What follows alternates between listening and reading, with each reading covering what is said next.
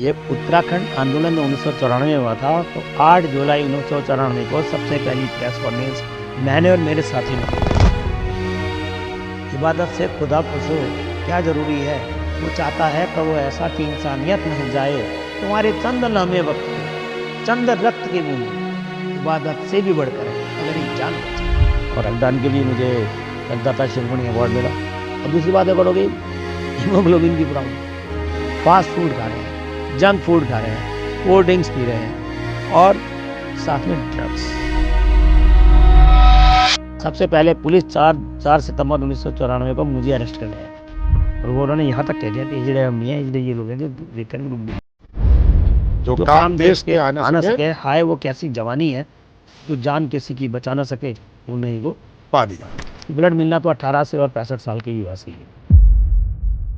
अनिल मैं ना बैच बना के लाऊंगा।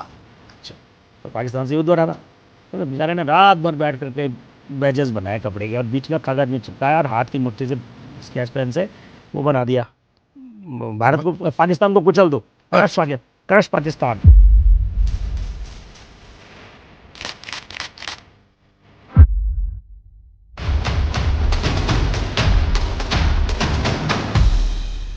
नमस्कार, पहाड़नामा के इस एक और नए एपिसोड में आपका हार्दिक स्वागत है। आज हमारे साथ हैं अनिल वर्मा।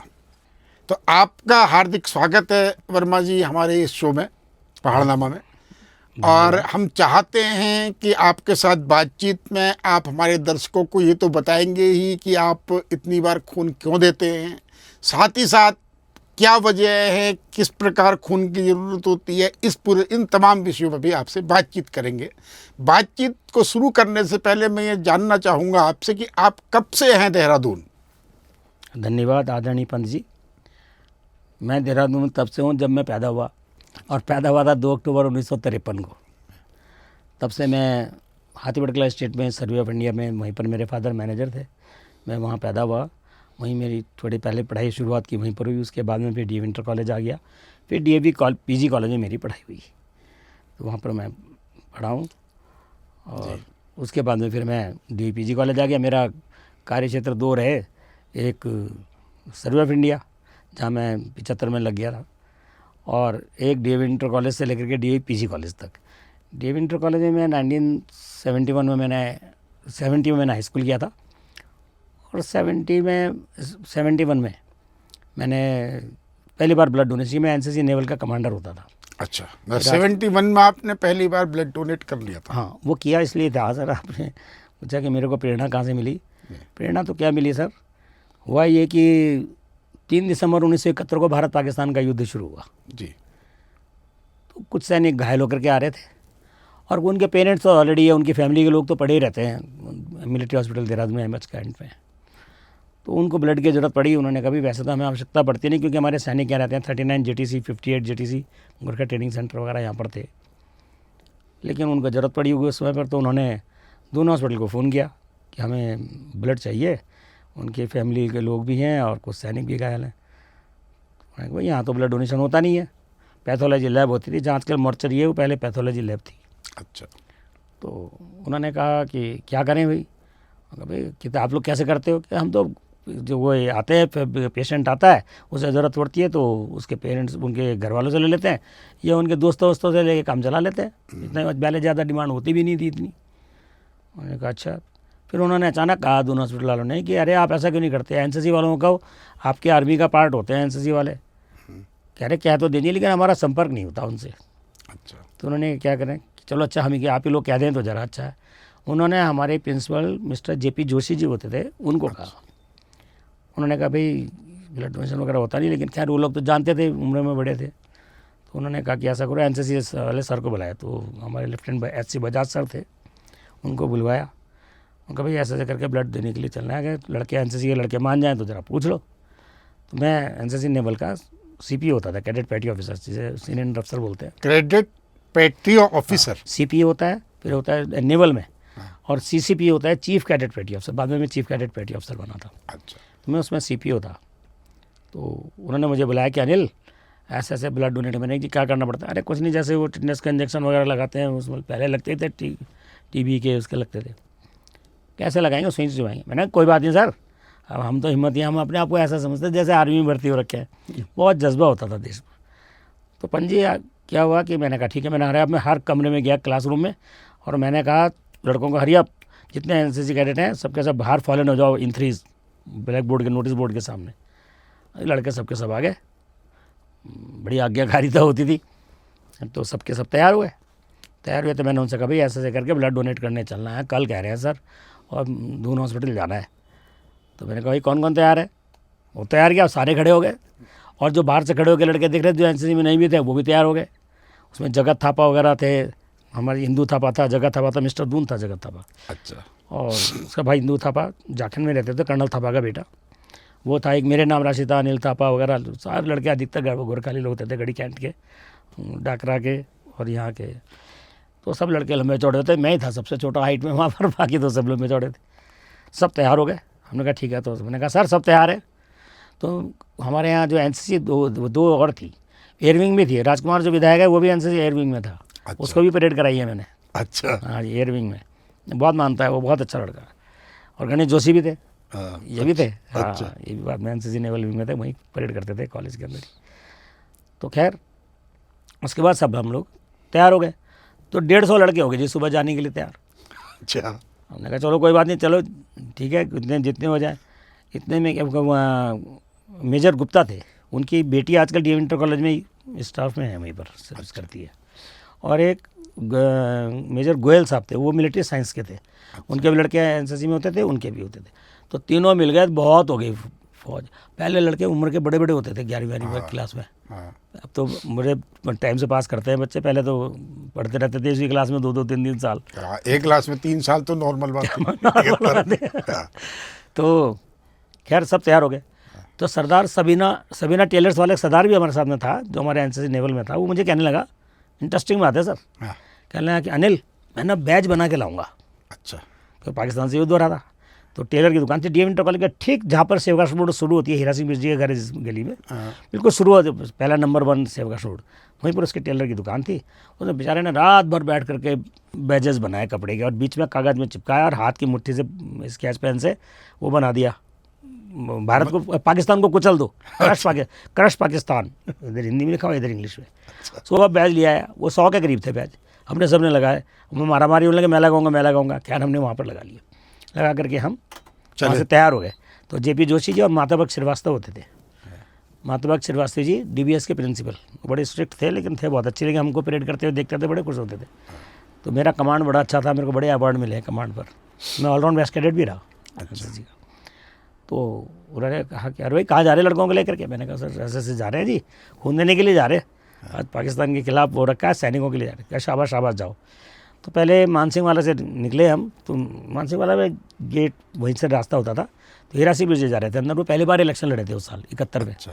जो जसविंदर सिंह में डीवी का चुनाव लड़े होंगे, डीवी पीजी कॉलेज में। उस समय हारे थे। इलेक्शन लड़ाने हम लोग जाते थे डीवी इंटर कॉलेज से। अच्छा। डीवी इंटर कॉलेज में भी इलेक्शन होते थे सब जी। उस समय पर डीवी इंटर कॉलेज में भी इलेक्शन होते थे। और केवल सेठी और वीरेंद्र नेगी, जो गढ़वाल जल संस्थान का लीडर भी था, उस दोनों के बीच में मुकाबला हुआ था और वीरेंद्र नेगी जीता था। केवल सेठी तो खास सुरेंद्र अग्रवाल जी का बहुत खास था, उन्हीं की वहीं बैठता था वो।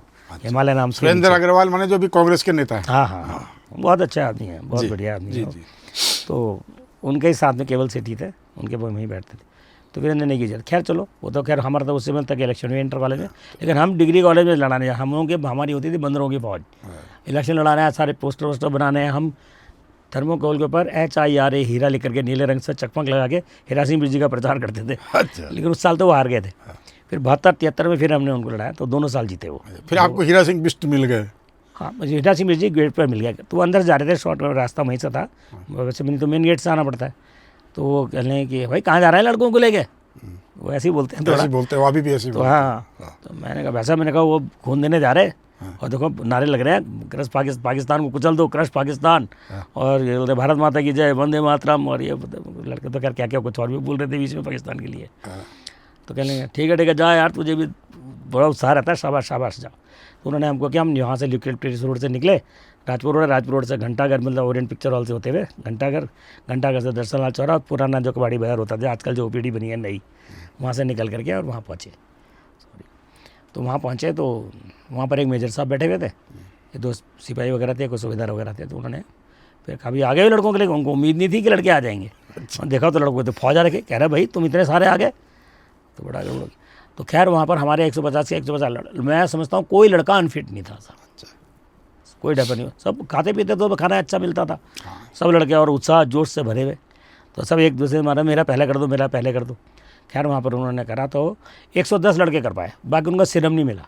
कांच की बोतल में लेते थे पहले, वो भी कम थी, 2 रसोई में था ही नहीं सामान इतना, तो उन्होंने मेरे ख्याल से कुछ मंगाई थी कि मिलिट्री हॉस्पिटल से मंगाते हैं, पता नहीं। फिर 110 लड़कों ने ब्लड डोनेट किया। हमने कहा बाकी लड़के बाकी ब्लड रखने के लिए जगह नहीं हुई, जगह भी नहीं थी, सीरम नहीं था, सीरम कम था, बॉटल्स नहीं थी उनके पास, कांच की बोतलें होती थी, उनके लड़का आगे तब लेते थे। खैर उन्होंने कर लिया, हमने फिर 110 लड़के, बस अब हमें तब से जुनून सवार हो गया। मतलब आपने 71 में पहली बार हाँ, 9 जो है खून दिया, जी। कितनी उम्र थी उस समय आपकी? मैं पूरा 18 साल 2 महीने का था साहब, ठीक, 18, अच्छा। क्योंकि मेरा 2 अक्टूबर 1953 का जन्म है, हाँ, तो आप देख लीजिए 18 साल बैठते हैं और 2 महीने बैठे थे। 9 दिसंबर की बात है ये। अच्छा। मैं बड़ा खुश हुआ, मैंने वहाँ उन्होंने स्पिरिट लगा के दी ऐसे करके, और हाथ मोड़ लो, मैं हाथ मोड़ करके हाथी भटकला सर्विस स्टेट में रहता था, वहाँ से पैदल दौड़ता हुआ कहीं भागता हुआ, दौड़ता हुआ कहीं घर पहुँचा, 3 बजे करीब घर पहुँचा। माँ इंतजार कर रही थी, कहने क्या बात है, तो बाहर बैठी थी, उन्होंने देखा क्योंकि सर्वे कॉलोनी में क्वार्टर एक जैसे होते हैं, सामने से दिख रहा था।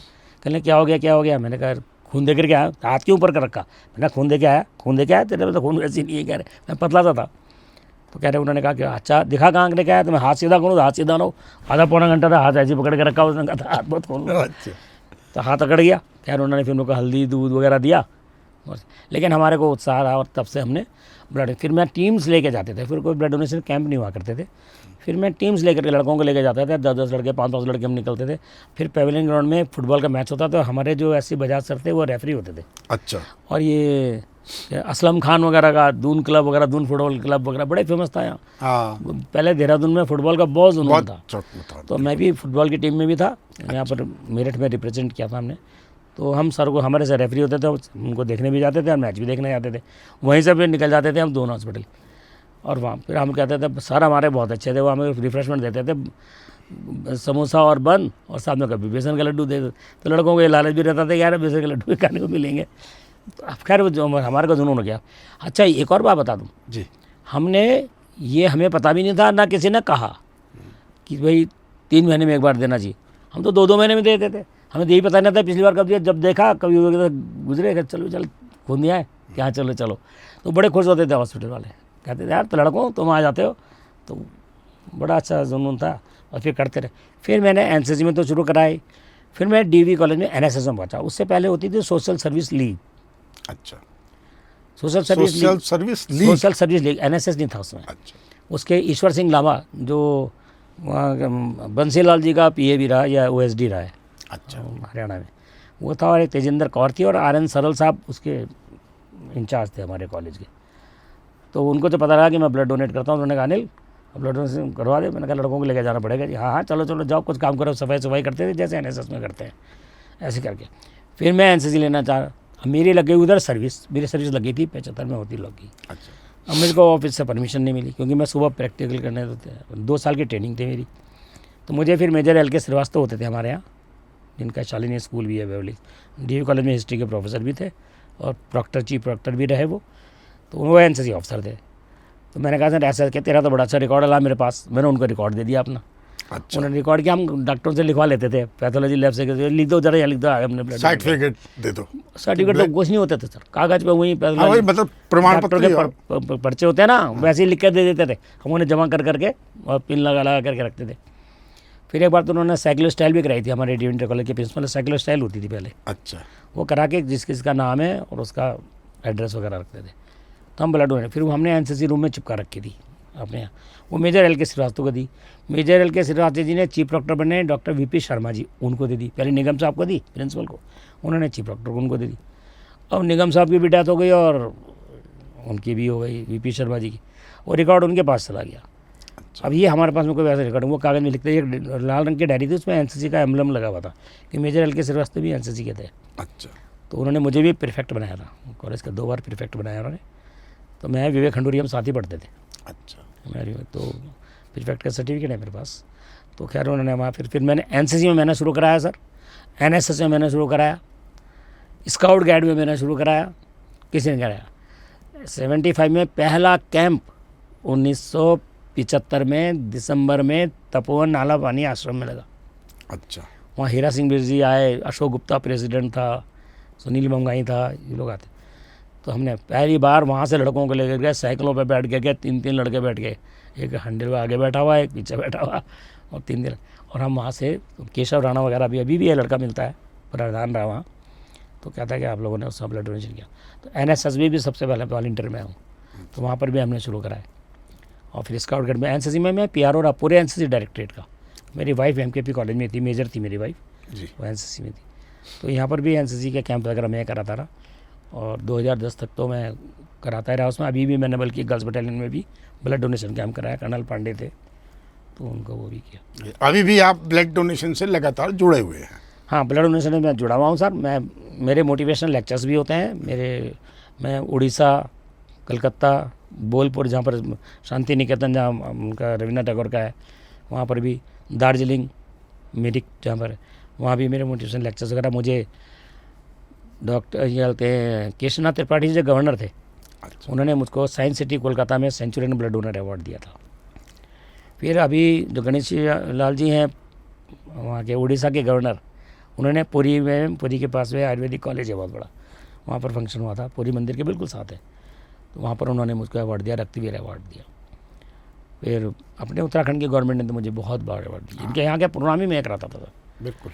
यूसेक्स में और SBTC के स्टेट ब्लड ट्रांसफ्यूजन काउंसिल के ब्लड डोनेशन कैंप ही मैं ही कराता रहा।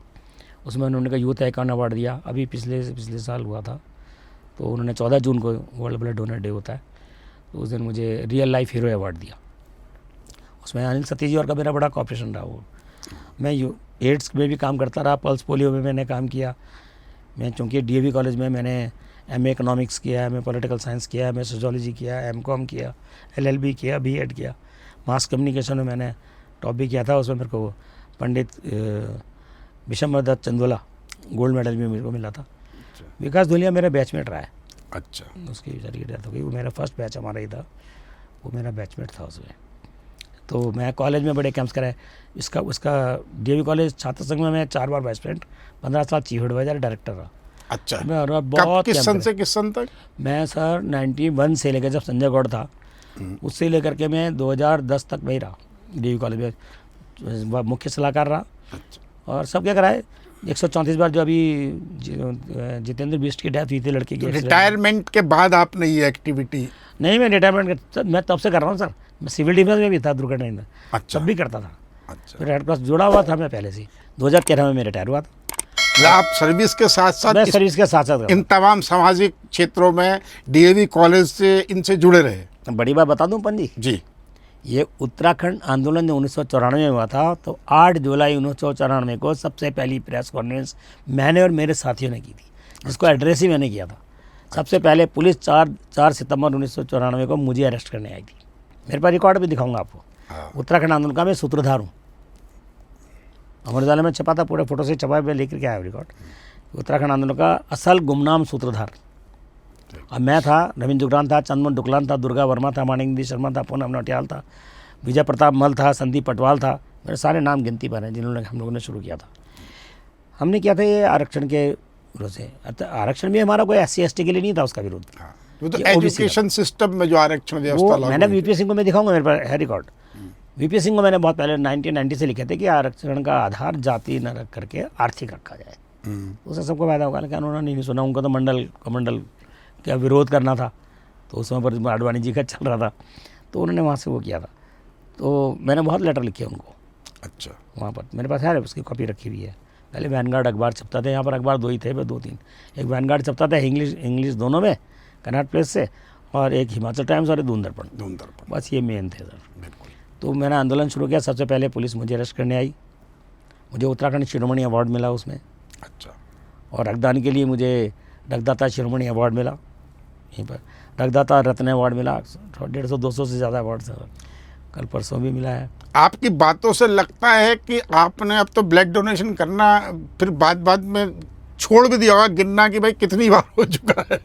सर लगभग गिनती कितनी तो बार होती किया नहीं। होगा? ऐसा ना कि मैंने आपको बताया कि हम जब शुरू में करते थे, बाद में तो बल्कि कम करने लगे। शुरू में तो हमें पता ही नहीं, हमने मैंने वैसे अंदाज़ा लिख कर कहा था कि 112 बार जब कहता था सौरभ चपलियाल 2001 में जब इन्होंने कहा था, हमने 112 कह करके उनके पास था रिकॉर्ड हमारा। अच्छा। वीपी शर्मा जी बात, उन्होंने मंच पर गए, उन्होंने कहा भी इन्होंने इतनी बार उन्होंने कहा कि तुमको हम सम्मानित करना चाहते हैं। डॉक्टर IPS सक्सेना जो थे पहले प्रिंसिपल थे, जो वाइस चांसलर भी रहे, उन्होंने भी लेटर दे रखा। वो चाहते थे कि अनिल को मैं सम्मानित करूँ। फिर निगम साहब को कहा, निगम साहब प्रिंसिपल बने थे, निगम साहब क्योंकि थोड़ा कैंसर हो गया था उनको, तो बेचारे परेशान थे, तो वो बर्गर। फिर उन्होंने वीपी शर्मा को मिल करके बैठक हुई, बैठक में कहा कि अनिल वर्मा को दो।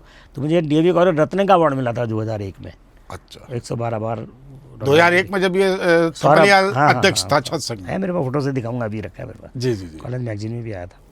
तो अध्यक्ष परसों मेरे साथ ही थे वो, मेडिकल हेल्थ कैम्प में। अच्छा। तो वो था, और जावेद होता था उसमें जनरल सेक्रेटरी, अच्छा। जावेद खान। तो उसके सबके टाइम पर हुआ, दसमाना के टाइम पर हुआ, रविंद्र जोगरान के टाइम पर, दसमाना के टाइम पर, गौड़ के टाइम पर, कुलदीप कोहली, जितने भी रहे मैं साथ सबके अच्छे। अब ये कितनी बार आपने अभी तक खूनदान किया होगा? रक्तदान मैंने 155 बोल करके चुप हूँ सर।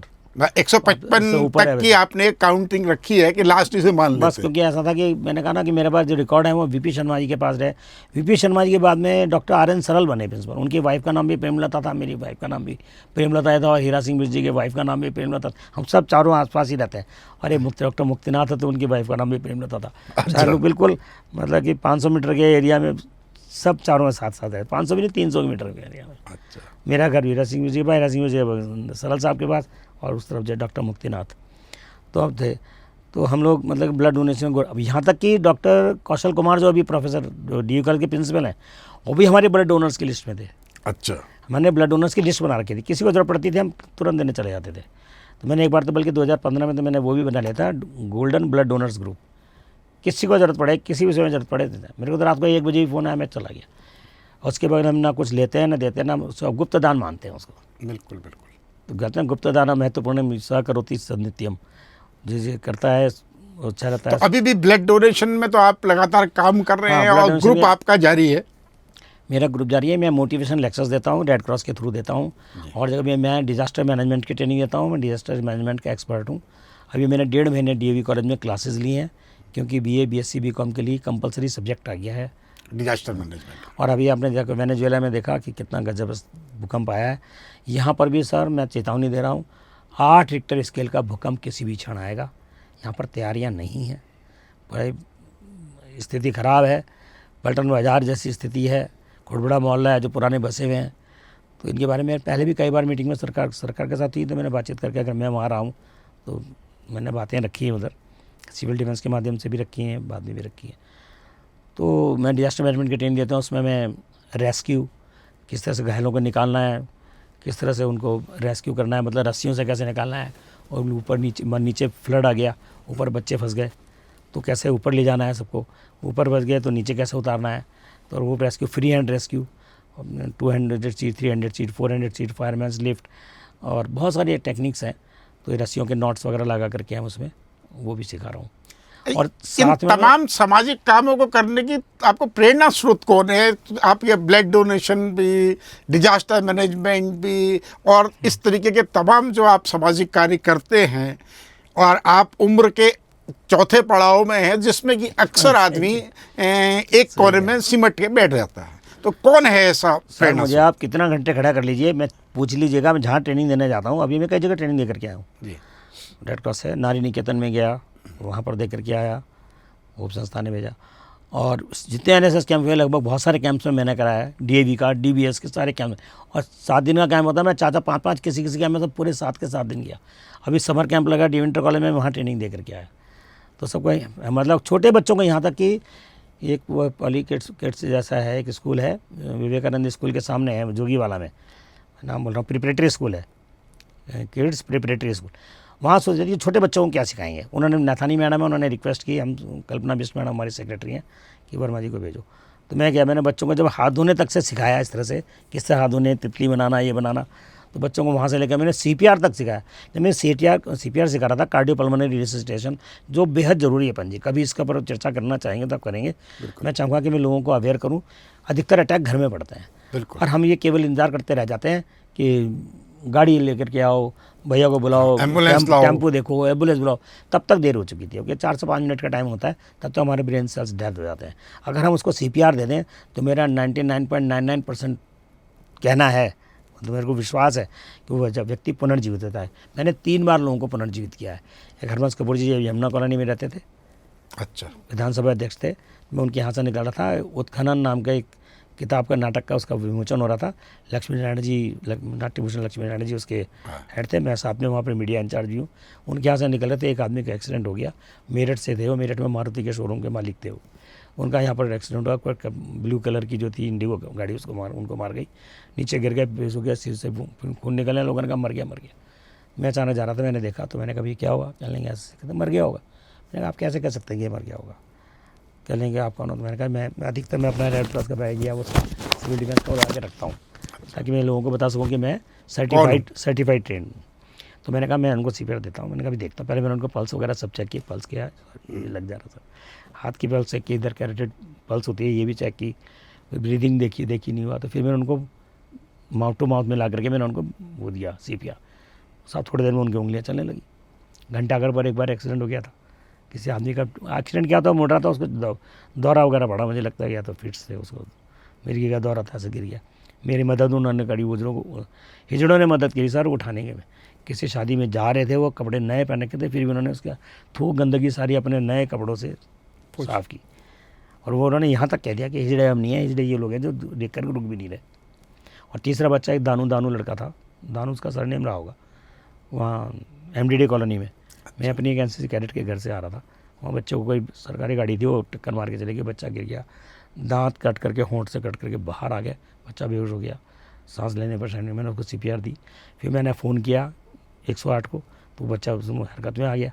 तो उन्होंने कहा कि कौन बोल रहे हैं? कि डॉक्टर नौटियाल। मैंने कहा उनके आप वर्मा जी बोल रहे हैं? अनिल वर्मा। मैंने कहा कि मैं डॉक्टर नौटियाल बोल रहा हूँ, आपका DAV कॉलेज के साथी, दोनों हॉस्पिटल में थे वो, 108 में रहे। तो वर्मा जी आप वहाँ खड़े हैं? मैंने कहा यहीं खड़ा हूँ, कि बस वहीं रहिएगा, मैं आ रहा हूँ। फिर वो लोग बेचारे 108 से आए, बड़े खुश भी हुए कि यार वर्मा जी आप इसको कर रहे हो। फिर उस बच्चे को लेके गए, बच्चा ठीक हो गया बाद में। तो CPR। जहाँ तक ब्लड की बात है सर, ब्लड के बारे में कहना चाहूँगा कि ब्लड मिलना तो 18 से और 65 साल के युवा से ही है।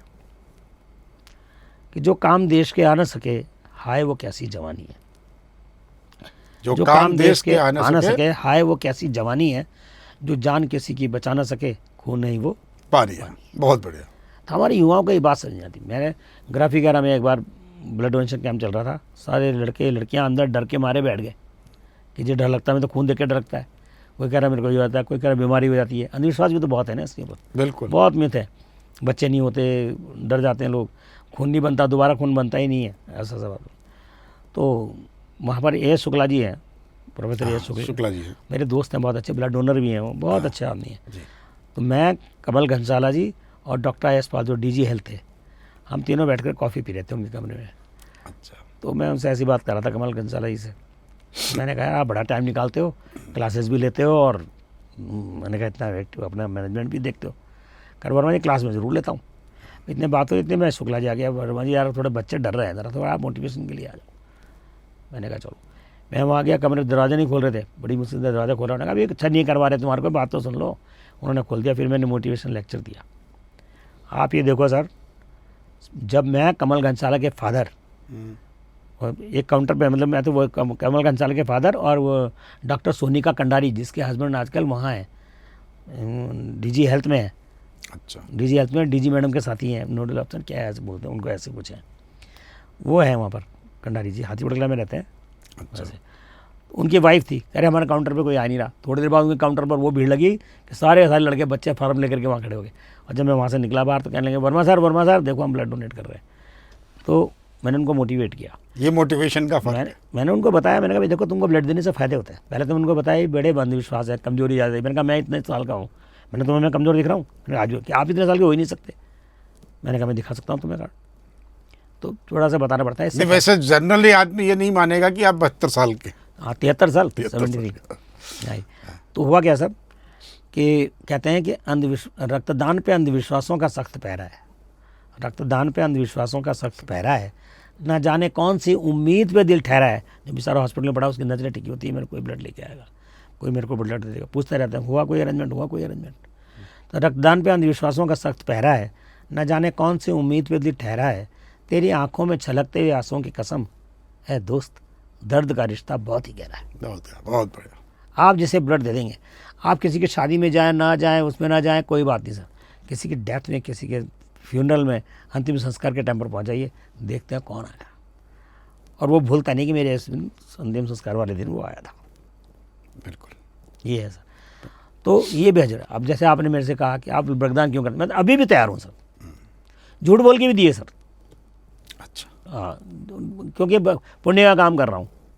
मेरे को सर, अच्छा मैं खुद फिट रहता हूँ, मुझे खुद लगता है। कहते हैं कि तो आप फिर भी ब्लड डोनेट क्यों करते हो जी, दूसरे लोग, अरे दूसरे लोग देते तो नहीं, तभी तो करना पड़ता है। नहीं करते सर।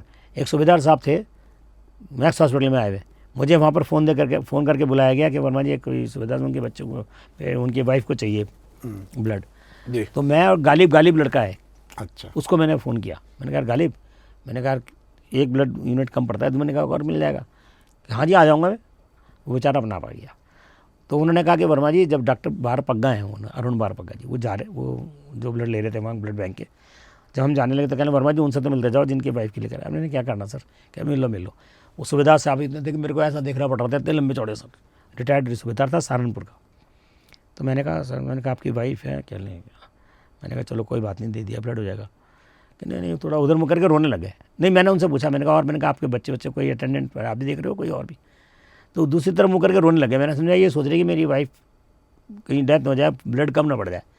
अरे मैंने कहा साहब चिंता ना करो, मैं और भी अरेंजमेंट करवा दूंगा आपको। मैंने कहा बेफिक्र रहो, करवा देंगे। कि नहीं मैं इसलिए नहीं साहब, वो तो जरा ऐसे ही आंसू आ गए। मैंने क्यों बताओ, मैंने कहा बच्चे कहाँ हैं। कह रहा साहब मेरे 2 लड़के हैं, दोनों देहरादून में, क्लेमेंट टाउन में सर्विस करते हैं, दोनों नहीं आया, कह रहे 7 दिन हो गए देखने तक नहीं आया माँ को। ये हालत है सर। एक बार 24 जनवरी की बात थी, मेरे पास दोनों हॉस्पिटल से पार्वती पांडे उसमें कंसल्टेंट थी वहाँ पर जी, उन्होंने फ़ोन किया मुझे कि भाई साहब AB पॉजिटिव चाहिए और ऐसी बात है। मैंने कहा अच्छा, मैंने कहा आता हूँ मैं। तो डॉक्टर रमोला ही थे, BC रमोला, जो आई सर्जन भी थे, वही सामने उनका था। मैंने फ़ोन किया पंजी अपने दोस्त उमेश असवाल को, कोमल्ले में रहता था, फुटबॉल का प्लेयर था, सर्व अफिनिया में था मेरे साथ। उस दिन सैटरडे था, तो उसने, उमेश असवाल ने, मैंने फ़ोन किया, मैंने कहाँ बैठा, कह रहा मैं यहाँ पर बैठा हूँ, बोरा के पास बैठा हूँ, ये ओरिएंटल बैंक ऑफ कॉमर्स में, आज छुट्टी है। मैंने कहा छुट्टी तो है। मैंने कहा एक बात उससे, मैंने कहा एक को ब्लड की ज़रूरत है, तेरा मेरा ग्रुप एक ही AB पॉजिटिव। उसे भी आप जानते होंगे, अमित पोखरियाल, कुकी था लड़का, प्रेसिडेंट, जिस वीरेंद्र पोखरियाल का भाई, जी जी जी, उसका भी AB पॉजिटिव था। हम दोनों ने बहुत ब्लड डोनेट किए सर, बहुत लोगों की जान बचाते थे वो। और मैं एक तो वो किसी के तो पड़ती थी, कहा नहीं भाई साहब जरा आ जाओ यार, जरा ब्लड डोनेट करें। तो खैर मैंने उसको उमेश अस्पताल को बुलाया, हम दोनों ब्लड डोनेट करने के लिए दोनों हॉस्पिटल गए। तो उमेश कहना मैं चलूँ, मैंने कहा तू जा। मैंने कहा तू यहाँ बोर होगा, मेरे को तो सब जानते हैं यहाँ। तो मैं अनिता सकलानी जो मैडम अभी वही है, तो अनिता सकलानी बैठी हुई थी, मैं उसके बाद जाके बैठ गया, बात करता रहा। मैं आधा घंटा पढ़ने में, मैं जब जाता हूँ तो मैं चॉकलेट ले लेता हूँ स्टाफ के लोगों के लिए, मेरी दोस्ती है उनके साथ अच्छे हैं। कभी किसी को जरूरत पड़ती है तो दे भी देते हैं। अभी 8-10 दिन पहले की बात है, सत्येंद्र लड़का था रात को ड्यूटी में, B नेगेटिव की जरूरत पड़ी सर, मिल नहीं रहा था कहीं भी। और वहाँ पर मैंने उसे फ़ोन किया, भाई मैं बोल रहा हूँ, क्या नहीं बोल, अरे वर्मा सर आप बोल रहे हैं, हाँ बताओ। मैंने यार B नेगेटिव चाहिए बोल रहे। कहा भाई साहब ने कह दिया तुरंत भेज दो, एकदम हो जाए। किसने फ़ोन किया, रोशन राणा, जो महाकाल वाला जो फ़ोन लगाता है ना, कैमरा लगाता है, मेरे को दिखाऊंगा व्हाट्सएप है, उसने जी जी जी, तुरंत दिलवाया उन्होंने, सत्येंद्र ने तुरंत दिया। फिर मैंने अभी उस दिन जब 14 जून का प्रोग्राम हुआ दून मेडिकल कॉलेज में, तो मैडम वगैरह सब थी, वहाँ की प्रिंसिपल वगैरह थी सब। तो मैंने ये उस दिन सुबह दोनों लिए आना था, लेकिन आ नहीं पाए वो। 14 जून को वो डॉक्टर कालन डिस्टेंट डे होता है। तो मैंने उस दिन उनको कहा, मैंने कहा ब्लड बैंक अच्छा काम कर रहा है, जितना होता है उतना कर लेते हैं। बाकी तो बिजनेस कर रहे हैं, दूसरा फिल्म में क्या करेगा बिजनेस आदमी, बहुत अच्छा काम कर रही है टीम। तो मैंने कहा टीम अच्छा काम कर रही है, तो मैंने उसको दे दिया। उसके बाद वो तो चला गया, मैं बैठा रहा। इतने में क्या हुआ, आधा पौने घंटे बाद एक मुल्ला जी आए, बड़ा गरीब था। उसे कहने लगा कि बेटी मेरे लौंडे को खून गिरने दिया। और लगा जाओ ना, दे दिया, जाओ। कह नहीं बेटी बताओ थी किसने दिया मेरे लौंडे को खून। तो उसने कहा कि, तो मैंने कहा पता नहीं ये बात कर रहा हूँ। तो मैं उठ के चला, जब बाहर जाता उसने कहा इन्होंने दिया इन्होंने। तो वो पीछे से बाबूजी ठहरियो जरा, बाबूजी ठहरियो, और सब पीछे मेरे कंधे पर हाथ मारा, बाबूजी ठहरियो। मैंने कहा जो मेरा 7 नंबर में जो ब्लड में मेरा लौंडा पड़ा कैंसर का, तो उसको खून तुमने दिया। अरे मैंने कहा हमको ये पूछ कर थोड़ी देते हैं किसी दिया, मैंने दे दिया। मैंने कहा बस करना, ये तो बड़ा काम किया। और नीचे बैठ गया, मेरे पैर पकड़ लिए।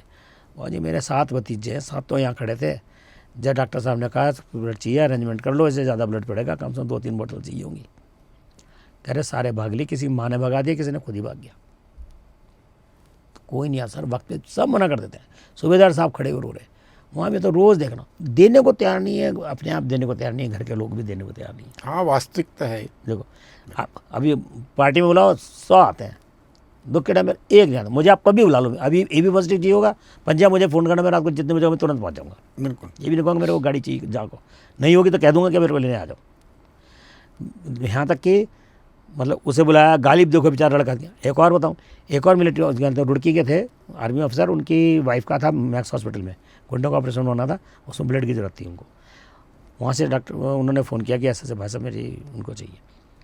DBS कॉलेज के ठीक सामने फोनिया लड़का है, उसका MD स्टूडियो है, साइबर का अभी काम करता है साइबर। उसका कभी भी ए पॉजिटिव की जरूरत हो तुरंत भाई साहब तैयार है।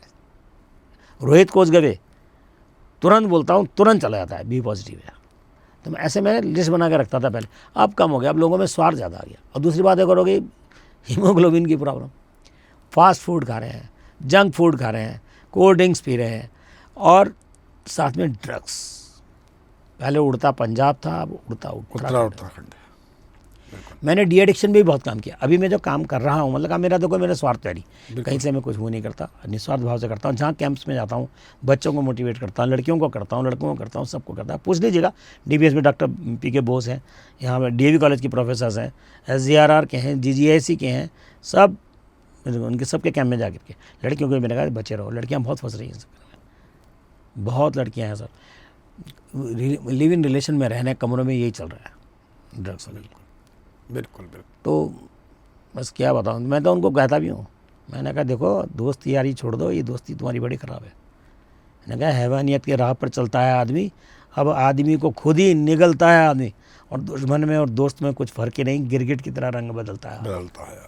मैंने कहा तुम कहते हो आज मेरा दोस्त है, सहेली है, वो है, धोखे में पड़ जाओगे, अकेले पड़ जाओगे, ये हालत है सर। तो जो मैं कह रहा था ना आपको कि जी आप रक्तदान क्यों करते हो, अभी क्यों करने को तैयार रहते हो, आप उम्र हो गई, आपको तो चस्का लग गया है, इसमें तो कोई शक नहीं, शायद जुनून है।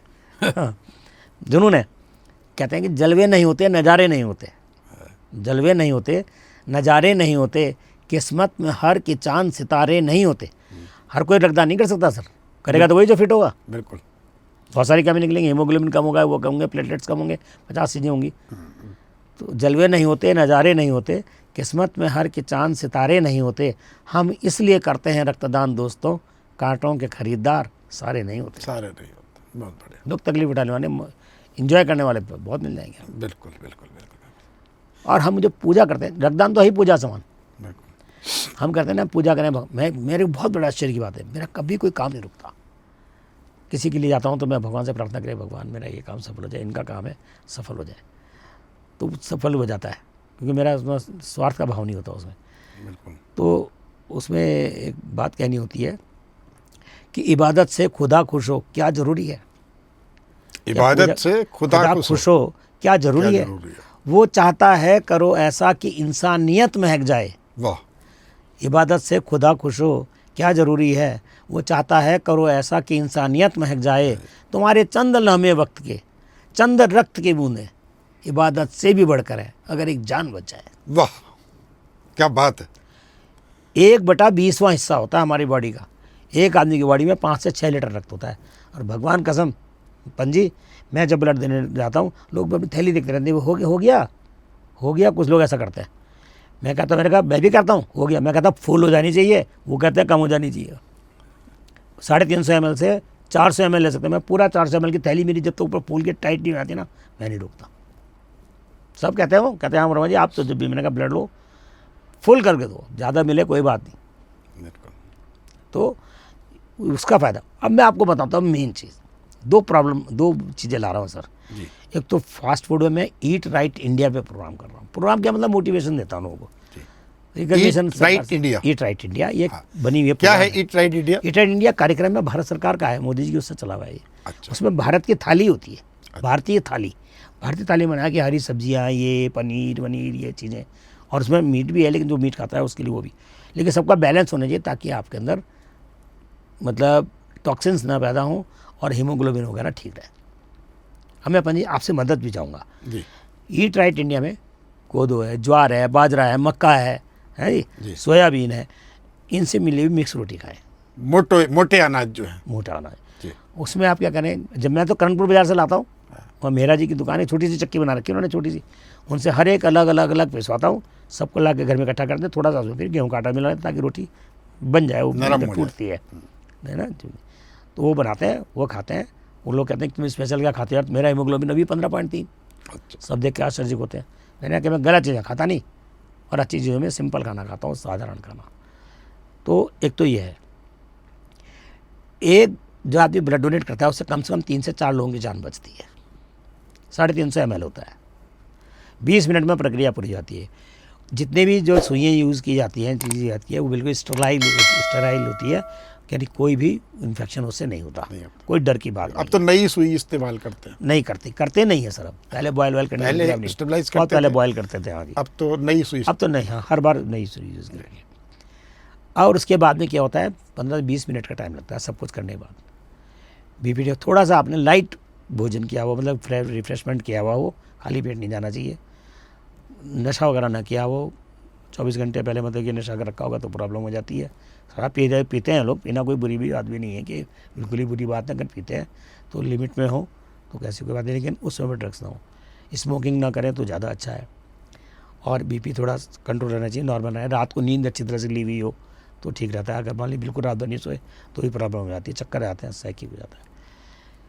तो जब वो ब्लड डोनेट करेगा, अब उसके फ़ायदे क्या? हम कह रहे हैं हम तो भगवान का देखा, मैंने किसी के लिए ब्लड डोनेट किया, हमने कोई एहसान नहीं किया, भगवान का दिया हुआ तो कर रहा हूँ। इस हालत में होता कि मैं कर ही नहीं सकता था तो क्या करता, अपने बाप को, माँ बाप को भी नहीं दे पाता। मैंने 3 बार अपने फादर को दिया।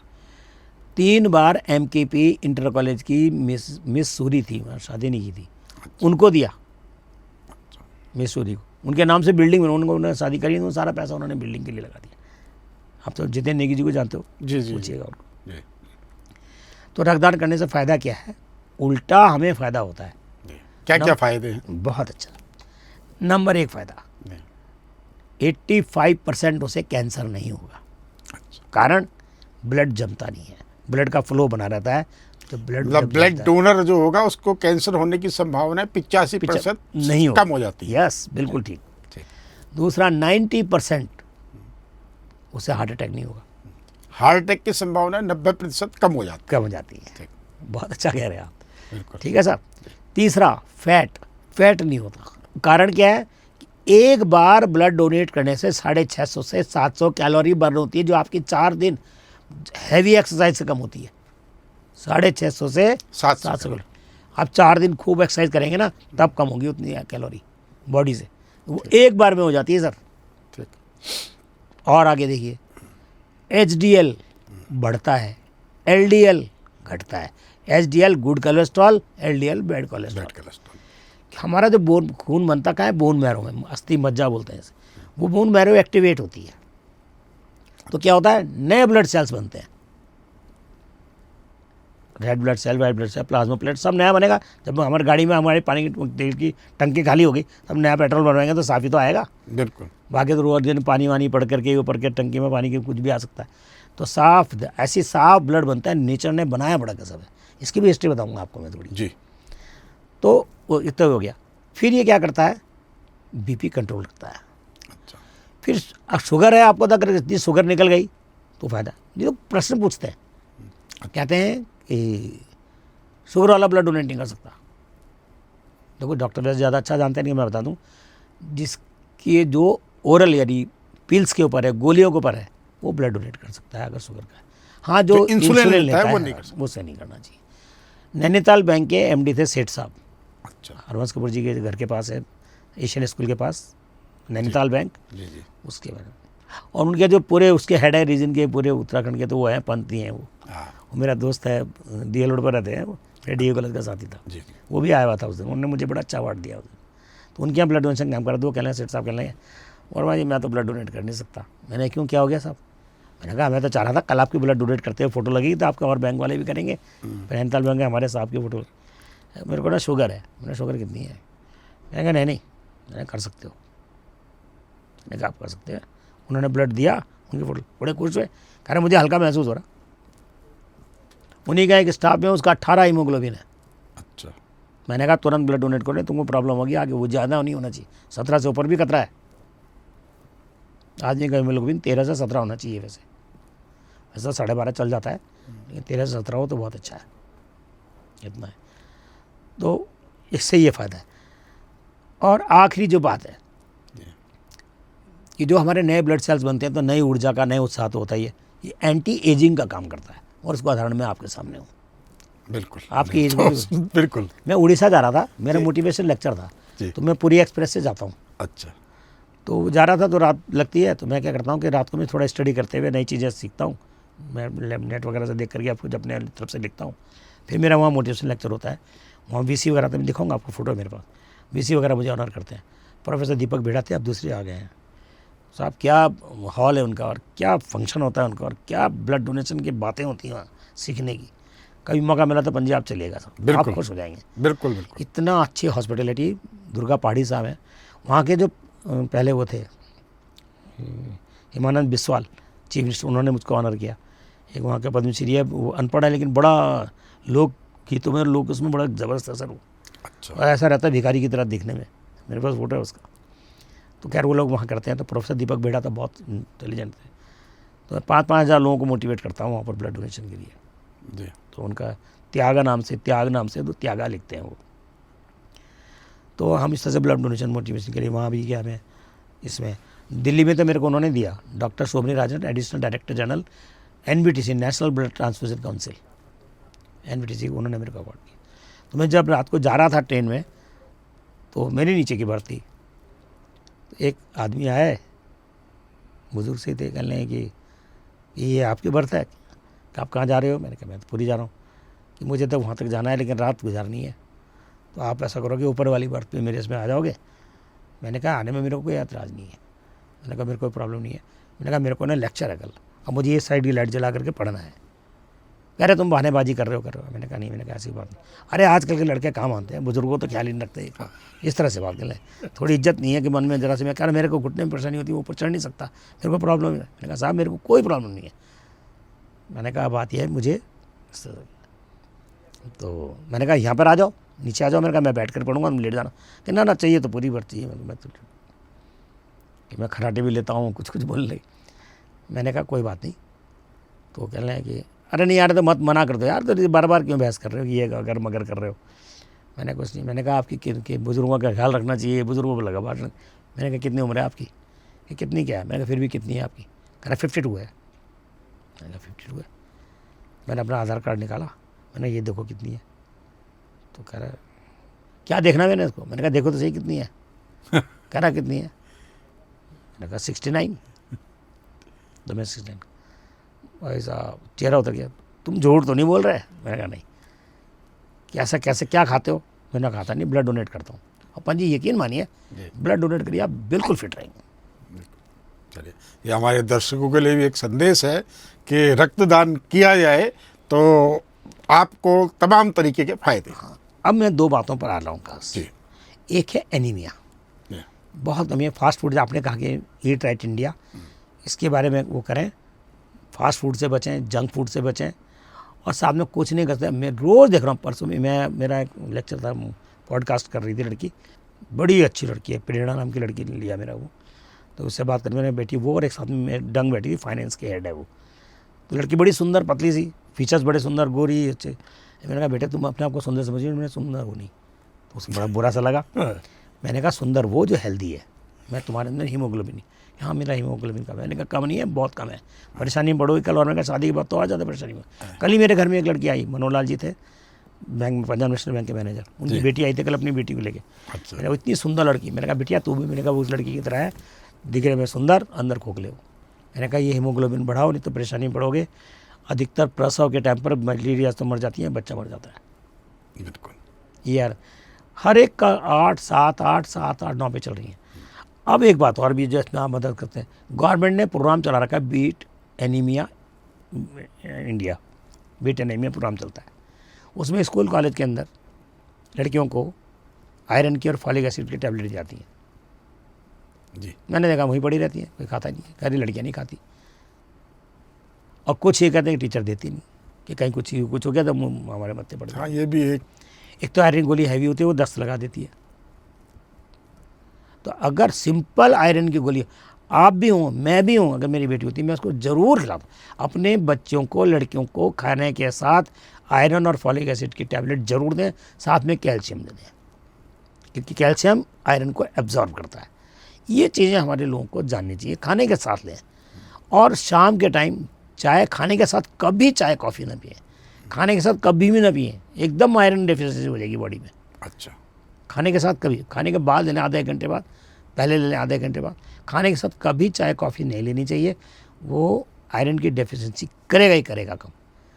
और शाम को यदि आप एक हैबिट बना लें, गुड़ और चना, गुड़ कौन सा गुड़, काला वाला गुड़ जो होता है, गिंदवाड़े वाला जो पुराना होता है, असली जिसमें गुड़, सोडा नहीं डाला जाता। जिसमें सोडा नहीं डाला जाता, उसका सफ़ेद गोरा नहीं बनाया जाता, हाँ, अगर वो लेंगे और भुने हुए चने खा लें तो भाई साहब उससे बढ़िया वरदान नहीं है। एकदम हीमोग्लोबिन ठीक रहेगा, फिट रहेंगे आप, फाइबर मिलेगा, पेट साफ रहेगा, सब कुछ ठीक रहेगा, कोई परेशानी नहीं होगी। और जिसमें पर सीज़न, लोग क्या करते हैं, सीज़न के टाइम पर जैसे जब गोभी नहीं मिलेगी तब गोभी लाएंगे, वहाँ से पता है पूछ जैसी, अरे गोभी लाया 50 रुपये किलो, 100 रुपये किलो, अरे क्यों ला रहे? जो सीज़न में सब्जी मिल रही है, जो सीज़न का फ्रूट आ रहा है, उस सीज़न में वही चीज़ खाइए, वो सूट करेगी, अदरवाइज सूट नहीं करेगी। बिल्कुल। अब एक चीज़ और आ रही है जो रिलेटेड है, वो है थैलेसीमिया। इस पर भी मैं आपकी मदद चाहूँगा। मैं थैलेसीमिया। सारी जगह जाता हूँ। जी, thalassaemia, haemophilia, sickle cell, haemophilia होता है, इसमें ब्लीडिंग होता रहता है, ब्लड जो बहुत पतला रहता है तो होता रहता है। जैसे मनोरमा शर्मा को हीमोफीलिया ही था, हाँ, मेरी बहुत क्लोज थी, वो बहुत अच्छी भी थी लेडी।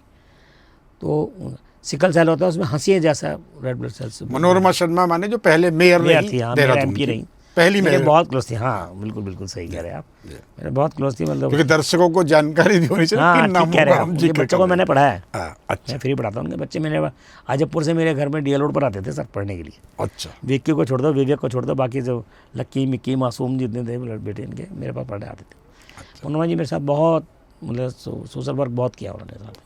उनको यही प्रॉब्लम हुई, इसी वजह से उनकी डेथ हो गई थी। थैलेसीमिया की। उनका अवार्ड मेरे को मिला। फिर विवेक ने एक दिन ब्लड डोनेशन कैंप लगाया, फिर एक प्रेस क्लब में उन्होंने उसका ऑनर का किया, तो मुझे उन्होंने मनोरमा डोबरियाल शर्मा मेमोरियल अवार्ड दिया। मेरे पास लगा है, ड्राइंग रूम में लगातार लगा के रखता हूँ उनको। बढ़िया। तो खैर सर, तो थैलेसीमिया क्या चीज़ है? थैलेसीमिया में रेड ब्लड सेल्स बहुत कम बनते हैं या नहीं बनते हैं, लगभग उसको बोलते हैं थैलेसीमिया। इसमें RBC कम हो जाती है और WBC बढ़ जाती है। बस यार समझिए, रोज बढ़ जाए नहीं, लेकिन RBC तो कभी हो जाते हैं सर, रेड ब्लड सेल। तो वो एक होता है थैलेसीमिया माइनर, एक होता है थैलेसीमिया मेजर। अच्छा, मेजर में तो न के बराबर स्थिति आती है, बहुत एक दूसरे के दुश्मन होता है, मतलब बिल्कुल। वो थैलेसीमिया माइनर यदि कोई लड़का है और किसी नॉन थैलेसीमिया वाले से लड़की से शादी कर लेता है, तो बच्चा थैलेसीमिया माइनर हो सकता है, उसे हीमोग्लोबिन की कमी हो सकती है, 8, 9, 10 होती है। उसे आयरन की टैबलेट या फॉलिक एसिड की टैबलेट वगैरह दे करके, या विटामिन B12 साथ में दे करके, और कैल्शियम दे करके, जिंक दे करके अच्छी तरह से पूरी ज़िंदगी काट लेगा, कोई प्रॉब्लम नहीं आती है, चाहे वो लड़का हो चाहे वो लड़की हो। लेकिन यदि 2 थैलेसीमिया माइनर शादी कर लें जी, तो बच्चा थैलेसीमिया मेजर होने की संभावना बहुत होती है। मैं तो कहूँगा कि थैलेसीमिया मेजर हो जाता है। हम संभावना में क्यों पढ़ें sir? Prevention is better than cure. बिल्कुल। तो यदि थैलेसीमिया के बारे में है, स्टॉप थैलेसीमिया बहुत बड़ा प्रोग्राम चलता है दिल्ली में। डॉक्टर JS अरोड़ा मेरे दोस्त हैं, वो करते हैं। एक और है, उनका नाम मेरे बार बार मुँह से निकल नहीं रहा है, वो भी करने का उन्होंने डाला हुआ भी है। लेकिन फिर भी जागरूकता की कमी है। ही नहीं, और यहाँ तो बिल्कुल भी नहीं है। मैंने तो बल्कि यहाँ तक गवर्नमेंट से मांग की थी, भारत सरकार से, NBTC में बात की थी, मैंने NACO में बात की थी, दिल्ली में चंद्रलोक बिल्डिंग, वहीं पर मेरे को अवार्ड मिला था।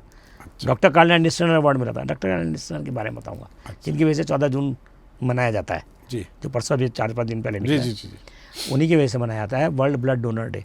लेकिन कोई उसका नाम लेते, बल्कि मैंने तो वहाँ पर शिकायत कर दी थी। जब मैं वहाँ पर स्पीच दे रहा था हाँ, दून मेडिकल कॉलेज में हॉल में, मेरे को बुलाया गया, तो डॉक्टर वो कर रही थी, संचालन कर रही थी। बाद में खैर मेरे को बुलाया, तो मैंने कहा बात सुनिए, जब TB की बात होती है तो रॉबर्ट कॉक का वो लगाया जाता है फ़ोटो, रेड क्रॉस की बात होती है तो डॉक्टर हेनरी डोनाल्ड का फ़ोटो लगाया जाता है, जिनका मैंने कहा किसी को पता ही नहीं है कि 14 जून किसकी वजह से बनाया जाता है, जिसने इतनी बड़ी दुनिया की सेवा की। कोई दवाई, एक दवाई के कई सब्स्टिट्यूट होते हैं, आप नाम पढ़ोगे तो कई सब्स्टिट्यूट मिल जाएंगे, बिल्कुल मिल जाएंगे ना सर। इसमें कोई शक नहीं, पेंसिलिन ने अपना काम किया, एंटीबायोटिक बनी, बिल्कुल ठीक है। लेकिन ब्लड का कोई सब्स्टिट्यूट नहीं है सर, कोई सब्स्टिट्यूट। इसकी कहानी भी बता दूंगा मैं आपको, 1616 से लेकर के। जी। तो क्या हुआ सर, मैंने कहा ना तो इसमें वो नाम है, किसी को पता ही नहीं क्या डॉक्टर कैलेंडर में थे। फिर कहा था उन्होंने, क्या नाम बोला आपने पूरा? मैंने उनको फिर शेर में सुनाया। हाँ। मैंने कहा आओ झुककर सलाम करें उसको जिसकी वजह से ये मुकाम आता है। तो मैंने क्या, कौन है? आओ झुककर सलाम करें डॉक्टर कार्ल लैंडस्टीनर को। स्टाइनर बोलता है, कोई स्टीनर बोलता है। आओ झुककर सलाम करें डॉक्टर कार्ल लैंडस्टीनर को जिनकी वजह से ये मुकाम आता है, और कितने खुशनसीब होते हैं वो लोग जिनका खून किसी की जान बचाता है। बहुत बढ़िया। तो मैंने वहाँ पर कहा, उन्होंने कहा अच्छा अगली बार से मैं इसका फ़ोटो लगाएंगे। मैडम वहाँ की जो प्रिंसिपल है ना, जैन मैडम, गीता जैन, डॉक्टर गीता जैन जी जी जी जी। तो उन्होंने कहा कि हाँ वर्मा जी आपकी बात ठीक है, हम अगली बार से करेंगे। तो थैलीसीमिया में किसकी गलती है? माँ बाप की गलती है। मैंने वहाँ पर ये बात रखी है उस दिन। मैंने कहा थैलीसीमिया के टेस्ट ज़्यादा से ज़्यादा होने चाहिए, और मैंने कहा मेरा बेटा अभी 26 साल का होने वाला है, अब उसकी शादी की तैयारी हो रही है। मैंने कहा मैं हूँ चाहे बेशर्मी से बेझिझक होकर के कहूँगा कि दोनों का टेस्ट कराइए। मतलब जन्म पत्री मिलाने की जगह ब्लड ग्रुप, यही सब तो कहा था मैंने। जरूर मैंने कहा जन्म कुंडली नहीं, रक्त कुंडली मिलाइए। जी। बहुत बढ़िया कहा सर आपने, रक्त की कुंडली मिलाइए, ना कि जन्म कुंडली। मैंने कहा झिझक की बात है, लोग कहेंगे अरे हाँ क्या बात कर रहे हैं आप, किसको? वो कहेंगे कि ब्लड टेस्ट कराओ, करा लो, नहीं तो कल मुसीबत में पड़ोगे। बहुत बड़ा बोझ सर, बहुत बड़ा बोझ सिर के। वो बच्चा थैलीसीमिया मेजर पैदा होगा, उसके 3 महीने बाद ही उसको परेशानी शुरू हो जाएगी, मुरझा जाएगा। जैसे गेंदे का फूल का होगा, उसमें पानी डालो तो वो एकदम खिल जाता है, और जहाँ थोड़ा दिन पानी डालो वैसा ऐसे मुरझाएगा, ऐसे ही हो जाता है। तो वो उसको चल ही नहीं सकता, और ज़्यादा जीवित रहेगा नहीं। चेहरे का डेमोग्राफी बदल जाती है उसकी, हड्डियाँ चौड़ी हो जाएंगी, माथा ऐसा हो जाएगा, यहाँ के हो जाएंगे, मुंह फैल जाएगा। ये बड़ी परेशानी है। जो दर्द वो झेलता है बच्चा, और फिर ज़िंदगी भर ब्लड चढ़ना है। और फिर ब्लड चढ़ने की बात नहीं है, चलो पहले ब्लड मिलता है नहीं उसके ब्लड ग्रुप का, नहीं मिला, क्या करेगा? 14 की जगह 28 दिन जाएगा, 30 दिन जाएगा, अगले बार जब मिलेगा तब चढ़ाएगा। और ज़रूरत उसको अभी पड़ रही है। अगर मिल गया तो भी नुकसान, नहीं मिला तो भी नुकसान। अब आप कहेंगे मिल गया तो क्या नुकसान? मिल गया तो जिंदा तो रहेगा, लेकिन क्या होता है, आयरन बढ़ जाता है बॉडी में। फिर आयरन करने के किलेशन बोलते हैं, CHL, कोई किलेशन बोलता है, कोई चिलेशन बोलता है, वो करना पड़ता है, चिलेशन थेरेपी लगानी पड़ती है। फिर उसकी बॉडी से आयरन की कमी निकालनी पड़ती है। आयरन बढ़ता रहता है, ब्लड चढ़ता रहता है, आयरन बढ़ता रहता है बॉडी के अंदर। ये मुसीबत, वो बेचारा एक दर्द तो झेलता है, दूसरा दर्द ये झेलता है, तीसरा माँ बाप के ऊपर बोझ बना रहता है। तो किसकी गलती से? तो मैंने कहा पहली बात तो ये मैंडेटरी किया जाए। मैंने भारत सरकार से मांग की थी, कोई नहीं सुनता सर। मैंने 2 मांगे रखी थी वहाँ पर। एक तो मैंने कहा जब पहले 60 की उम्र होती थी, 18 से 60 तक का ही व्यक्ति ब्लड डोनेट कर सकता है, मैंने उसको बाद में 65 कर दिया गवर्नमेंट ने। मैंने कहा 65 की जगह 70 कर दीजिए, तो ब्लड की थोड़ी और वो बढ़ जाएगी, आपूर्ति बढ़ जाएगी, सप्लाई। एक तो मैंने ये मांग रखी थी। फिर दूसरा मैंने कहा थैलीसीमिया का टेस्ट जो है वो कंपलसरी किया जाए, मैंडेटरी किया जाए कि शादी से पहले ज़रूर कराइए। बच्चा तो झेल रहा है किसकी वजह से? माँ बाप की गलती से। अगर तुम दोनों आपस में एक दूसरे को प्यार करते हो और फिर बिना शादी के रह नहीं सकते, तो ठीक है, डॉक्टर से बात करके बच्चा पैदा मत करिए। अब आप कहेंगे जी फिर परिवार कैसे चलेगा, मेरा खानदान है, परिवार है, प्रॉपर्टी से, बिल्कुल ठीक है, वो भी सही। उसका सॉल्यूशन हुआ है, आप एक अनाथ बच्चे को गोद ले लीजिए। बच्चे एक जैसे, तुम्हारे अपने बच्चे जो कोई साला कुछ कर रहा, कोई कुछ कर रहा है, बदनाम कर रहे हैं माँ बाप को भी, चाहे लड़के हों चाहे लड़कियाँ। क्यों नहीं? मैंने कहा आप जो है आपस में शादी, किसी अनाथ बच्चे को गोद ले लें, तुम्हारे को एक बच्चा मिल जाएगा, अच्छा स्वस्थ बच्चा मिल जाएगा, क्योंकि टेस्ट करा के लाओगे, और उसके बाद में उसको माँ बाप मिल जाएंगे। बिल्कुल, ये है सर, बिल्कुल। तो इस चीज़ की बहुत ज़रूरत है। और तीसरा जो हमारा पॉइंट है वो एडिक्शन पर है। ये हमें तो पता है कि बगल में शराब बिकती है या ड्रग्स बिकता है, लेकिन सरकार को नहीं पता सर। नशाबंदी के क्षेत्र में बहुत ज़्यादा काम करने की ज़रूरत है। बहुत ज़्यादा सर, बहुत ज़्यादा। उत्तराखंड इस वक्त अगर देखा जाए तो नशे का एक हब बन चुका है, और जो तमाम घटनाएं और दुर्घटनाएं हो रही हैं, इनके पीछे कहीं ना कहीं नशे का ही है। बिल्कुल, इसमें बिल्कुल कोई दो राय नहीं। मैं एक बार, मेरे साथ में हरभजन सिंह जी के जिया जी मेरे घर में किराए में रहते थे। अच्छा, तो वो किराए में रहते, हरभजन सिंह चीमा, क्रिकेट खिलाड़ी। हाँ, तो मेरे घर में किराए में थे। वो कहना है तो हनुमान जी घूमने चलते हैं यार थोड़ा सा, क्योंकि अकेले रहता था यहाँ पर। हम तो उनका गाड़ी में बैठे और वहाँ निकले पैसिफिक मॉल की तरफ, ऊपर राजपुर। अरे एक लेडी दारू पी के गालियाँ दे रही, लड़की स्मार्ट घर की कोई चीज़, और बिल्कुल गाड़ी के आगे आ गई, हटे ना आगे से, और माँ बहन की गालियाँ दे रही।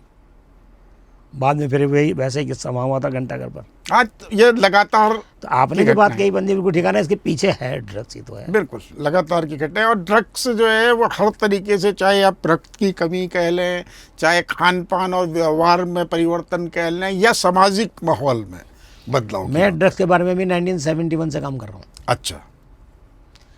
हम लोग हीरा सिंह बिष्ट जी, मैं, अशोक गुप्ता, सुनील मंगाई, सुरेंद्र अग्रवाल, ये सब के सब वहाँ खड़े होते थे घंटा घर पर।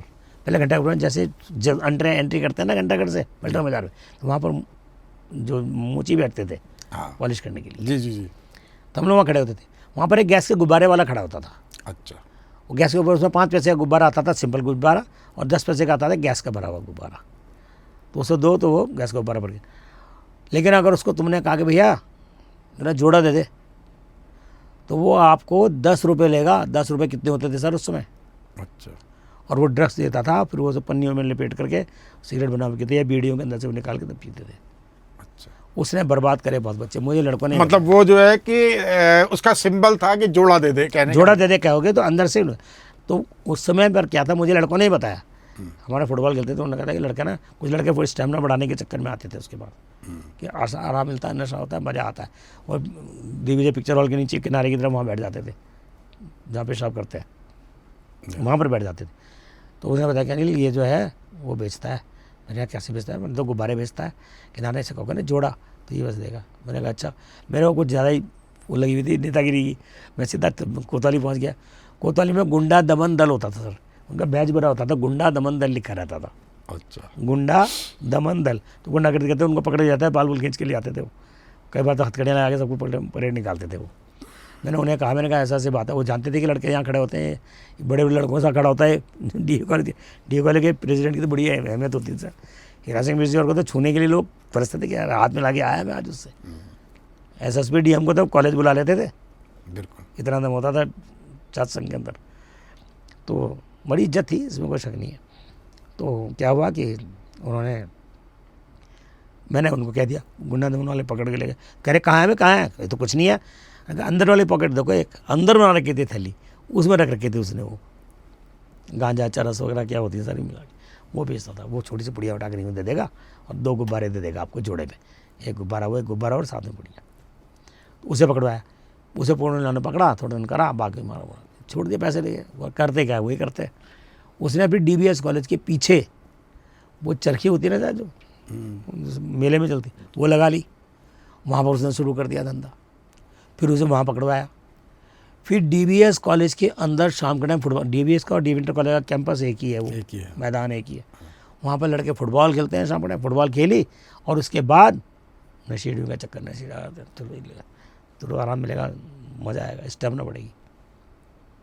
वही जहाँ देखो वहाँ अगरबत्ती खींचते तो वो जलती थी। मेरे को बता दिया, मेरे दोस्त का जो मेरे साथ ऑफिस में था, मैं जहाँ नौकरी करता था, मेरे दोस्त का साला भी उनमें इन्वॉल्व हो गया, लेने वालों में। लड़का बहुत सीधा था, वो लड़कों ने फंसा दिया। वो आता था, वो ITI कर रहा था, जो वहाँ से आता था, घर में बैग रखा और सीधा घर वहीं था उसका DBS कॉलेज के पास, और वहाँ चल जाता था। मेरे को लड़कों ने बताया कि ऐसे मैंने देखा उसका साला जा रहा। मैंने उससे कहा यार बात सुन, तेरा साला से क्या वर्मा जी कैसी बात कर रहे हैं आप, मतलब ही नहीं होता, वो तो इतना भोला है, इतना सीधा है, साले उसका दोस्त नहीं है। मैंने कहा देख, कह रहा है वो ना मेरे से नाराज़गी में होकर क्या कह रहा है, चलो मेरे साथ अभी चलो। मैंने चल, शाम का टाइम हो रहा है, अभी देखेगा वो। गए, हमारी नाइट शिफ्ट होती थी, दिन के 1:30 बजे से लेकर 10:30 बजे तक। मैंने शिफ्ट बहुत किया, आंदोलन शिफ्ट में ही चलाया मैंने। फिर किसी को पता नहीं था कि मैं सर्वे इंडिया में नौकरी भी करी है। अच्छा। मेरे को 2 साल मेरे को सर्विस के उसमें रहे। वो मेरा ग्रेजुएशन पूरा हो गया, चलते हैं DAV कॉलेज से। वो था 9 बजे से 4:30 बजे तक, पहले 4:30 होता था। बाद में जब 5 days हुआ तब 5:30 हुआ है। तो फिर उसके बाद में मेरी शिफ्ट लग गई थी। किसी को नहीं पता लगा कि मैं सर्वे इंडिया में नौकरी करता हूँ, DAV सब DAV कॉलेज के नाम से आते थे सर, मयूरपन जी। तो खैर उसके बाद में फिर मैंने उसको लेके आया, हमने खड़े हो गए चुप करके। उसका लड़का आया, वो उसका साला आया, और DBS का छोटा वाला वो गेट खुला रहता है, तो इधर वाला भी इंटर कॉलेज के बंद, वहाँ से नीचे करके यहीं झुक करके गया अंदर। मैंने देख लिया, मैंने कहा रुक जा अभी जल्द। कह रहा रुकता हूँ। मैंने कहा रुक जा ना, फुटबॉल खत्म हो जाएगा, अंधेरा हो जाएगा तब देखना। जब अंधेरा हुआ, लगे वहाँ छुट्टे शुरू, तो मैंने कहा चला, वो देख लेंगे यहाँ बैठा है, यहाँ कुछ 4 लड़के यहाँ बैठे, 4 लड़के वहाँ बैठे, वहीं DBS कॉलेज में। एक में देखा उसका लड़का, उसने कहा, और उसका नाम लिया, उसका नाम लेके बुलाया, मेरे मुँह से निकलने वाला था उसका नाम लेके, यहाँ भाई यहाँ क्या कर रहा है? जी हाँ जी, कुछ नहीं मैंने कुछ नहीं क्या कर रहा, ये क्या तेरे हाथ में? कुछ नहीं लगा छिपाने। उसने 2-3 थप्पड़ लगाए उसके, लेकर गया। मैंने कहा मान गया आप? कह रहा हाँ जी। फिर मैंने SSP साहब को फ़ोन किया, अगले मैंने कहा सर ऐसा यहाँ ऑर्डर। फिर शाम को अगले दिन जीप आई, दोनों गेट पर जीप लगाई, सिविल ड्रेस में आए, पकड़ा, पिटाई करी, तब लेके गए, तब बंद हुआ वहाँ पर सर। इतने बच्चे बर्बाद कर रहे थे ऐसे ही, वहीं पर DMT कॉलेज के ठीक सामने गेट पर, वहाँ पहले पान मारा, तब तो बंद हो गई। वो गद्दी के नीचे रखता था, और उसका यूँ करके कान करोगे, दाहिना कान पकड़ोगे तो यूँ करोगे तो ठीक है, अगर यूँ करोगे तो, अगर उसने जवाब दिया ऐसे करके, मतलब बाहर से बोलेगा हाँ जी बस, और उसने कान को यूँ करेगा तो है, अगर उसने बायां वाला कान ऐसे किया और यूँ कर दिया ना कि नहीं है उसे ही पकड़वाया। कैंट रोड पर PPC कौन थे उसके, जूही मनराल जो है ना हमारी SP है भी, क्या है वो जी, है ना, SP तो है, हाँ, उसके फादर HGS मनराल साहब, बहुत बढ़िया आदमी साहब, DG हेल्थ में थे। उनसे वो करवाया, तो मैंने बताया जी ऐसे ड्रग्स हो रहे हैं। फिर उन्होंने छापे पड़वाए, तो केमिस्ट की दुकान में अभी भी हैं, केमिस्ट की दुकान पे स्पाज्मो के कैप्सूल 40 रुपये का, नीले रंग का कैप्सूल, सारे बच्चे बर्बाद कर दिए। DL रोड की तरफ तो सारे हरिजन बस्ती के लड़के सारे बर्बाद। आज वो मरा, परसों वो मरा, 30 दिन वो मरा। घर के सामान, कपड़े सुखाए तो कपड़े उठा के ले गए, बर्तन रखे तो वो उठा के ले गए। इतनी चोरियाँ हो गई थी। अच्छा वर्मा जी, आप देहरादून के पुश्तैनी निवासी हैं। आपने जैसा बताया था कि आपके दादा से भी, हाँ, यहीं से के भी हैं, पूर्वज, हाँ, मतलब आपके फोर फादर सब देहरादून यहीं पर आ चुके थे गुरु राम राय के समय से। बिल्कुल तो बिल्कुल। आपने पुराना देहरादून देखा है, तो कैसा था पुराना देहरादून? थोड़ा सा देहरादून को डिस्क्राइब सर, करते हैं। देहरादून खूबसूरती का भंडार था। जी, जिस समय गर्मियों की छुट्टियां होती थी, मेरी नानी जो थी वो प्रेमनगर की तरफ रहती थी, प्रेमनगर से भी आगे गंडोली गांव की तरफ। जब हम यहाँ से जाते थे और जब वहाँ पर छुट्टियाँ ख़त्म होती थी, यही जून का महीना जून में ख़त्म हो जाती थी, और 7 जुलाई से स्कूल खुलते थे। जब हम आते थे तो पूरी राजपुर रोड में कोठियों में जो लीचियाँ थी ऐसे पकी होती थी, पेड़ों के पेड़ पूरे मतलब कि घने पेड़ होते थे, जैसे बल्ब की लड़ियाँ जल रही हो, लाल लाल पिंक बिल्कुल जलती थी। बिल्कुल। ऐसे आम वाला में आम होते थे, है जी। जिस समय पर डाट की देवी से वहाँ से जब बस आती थी सहारनपुर की तरफ से, डाइट काली से, तो ये माजरा में जब बस के अंदर वहाँ जब बासमती पकती थी तो बासमती की हवा चलती थी, तो ऐसा लगता था जैसे कोई बासमती चावल पक रहे हो। अब सब खत्म है। ये नहरें थी, canal road, canal east canal road, ये कैनाल रोड जो थी इतनी बढ़िया नहर होती थी, जसदा मॉडल स्कूल से लेकर के पूरी ये होती थी। यहाँ तक तो क्या बोलते हैं, जहाँ तक मुझे याद है, असलम खान की कोठी दिलारा मजार के वहाँ तक तो रेल की पटरी पड़ी हुई थी, मगर अंग्रेज होते तो अभी मसूरी पहुँच गई होती। पटरी पड़ी होती थी, लोहे की पटरी पड़ी हुई थी, यूज़ नहीं हुई, तब नीचे दब गई। हम उस पर ब्लेड रगड़ते थे कि ये चुम्बक बन जाएगा। अच्छा हम स्कूल में पढ़ने आते थे तो ये सोचते थे। और DL रोड का नाम बता दूँ, जी, सहदारा का जो सबसे फेमस सुंदर जगह है, DL रोड का नाम है डांडा लखवान रोड। वहाँ से डांडा लखवान जाते थे। मैं 1969 में डी इंटर कॉलेज में आया था, एडमिशन लिया था। वहाँ से जब अपने दोस्तों से मिलने गुजराड़ा, डांडा, गुल्हान, यहाँ गाँव में जाते थे, तो सहदार रोड पर दोनों तरफ पेड़ के इतने घने पेड़ थे कि सुरंग बनती थी बीच में, सड़क के दोनों तरफ के पेड़। और पीले रंग के मॉलसरी के किस किस के पौधे पेड़ होते हैं, वो उनके पत्ते नीचे पड़े रहते, फूल पड़े रहते थे। जून में भी अंदर की तरफ पेड़ों की जड़ के पास नमी रहती थी और ओस पड़ी रहती थी साहब। वो सुंदर वातावरण ख़त्म हो गया। मैं आजकल वहीं रह रहा हूँ, एकता विहार सहदार रोड पर। 2 डिग्री टेम्परेचर कम था अभी कुछ साल पहले तक भी, अब तो बिल्कुल ख़त्म हो गया। और सुंदरता नाम की चीज़ तो ख़त्म हो गई, कंक्रीट ही कंक्रीट है। यहाँ जाओ, कैप्टन यंग ने बसाई थी मसूरी, अंग्रेज थे कैप्टन। और ये जो गन हिल है ना साहब, इसका नाम गन हिल क्यों है? यहाँ पर तोप लगी रहती थी। अच्छा, और दिन के ठीक 12 बजे तोप का गोला छोड़ा जाता था। आपने देखी है तो? हमने सुने, हाँ, अच्छा, तोप लगी अभी भी है मेरे ख्याल से, तो वहाँ लगी होगी अभी भी। अच्छा, तो गन हिल से तोप का गोला छोड़ा जाता था, ताकि दिन में उसकी डम सा जो उसकी आवाज़ थी तो लोग अपनी घड़ियाँ मिलाते थे। पहले घड़ियाँ कम होती थी और कोई और साधन था नहीं, रेडियो भी बहुत कम लोग, हमारे घर में रेडियो था बिजली का, बल्ब जलते थे अंदर। हमारे यहाँ सबसे पहले था उसमें। तो मेरे पिताजी सर्वे ऑफ इंडिया में थे, तो उसमें लिए थे। पुराना लोहे का रेडियो होता था, भारी होता था, इतना कि उठाया नहीं जाता था, इतने बड़े बड़े बल्ब अंदर जलते रहते थे अभी।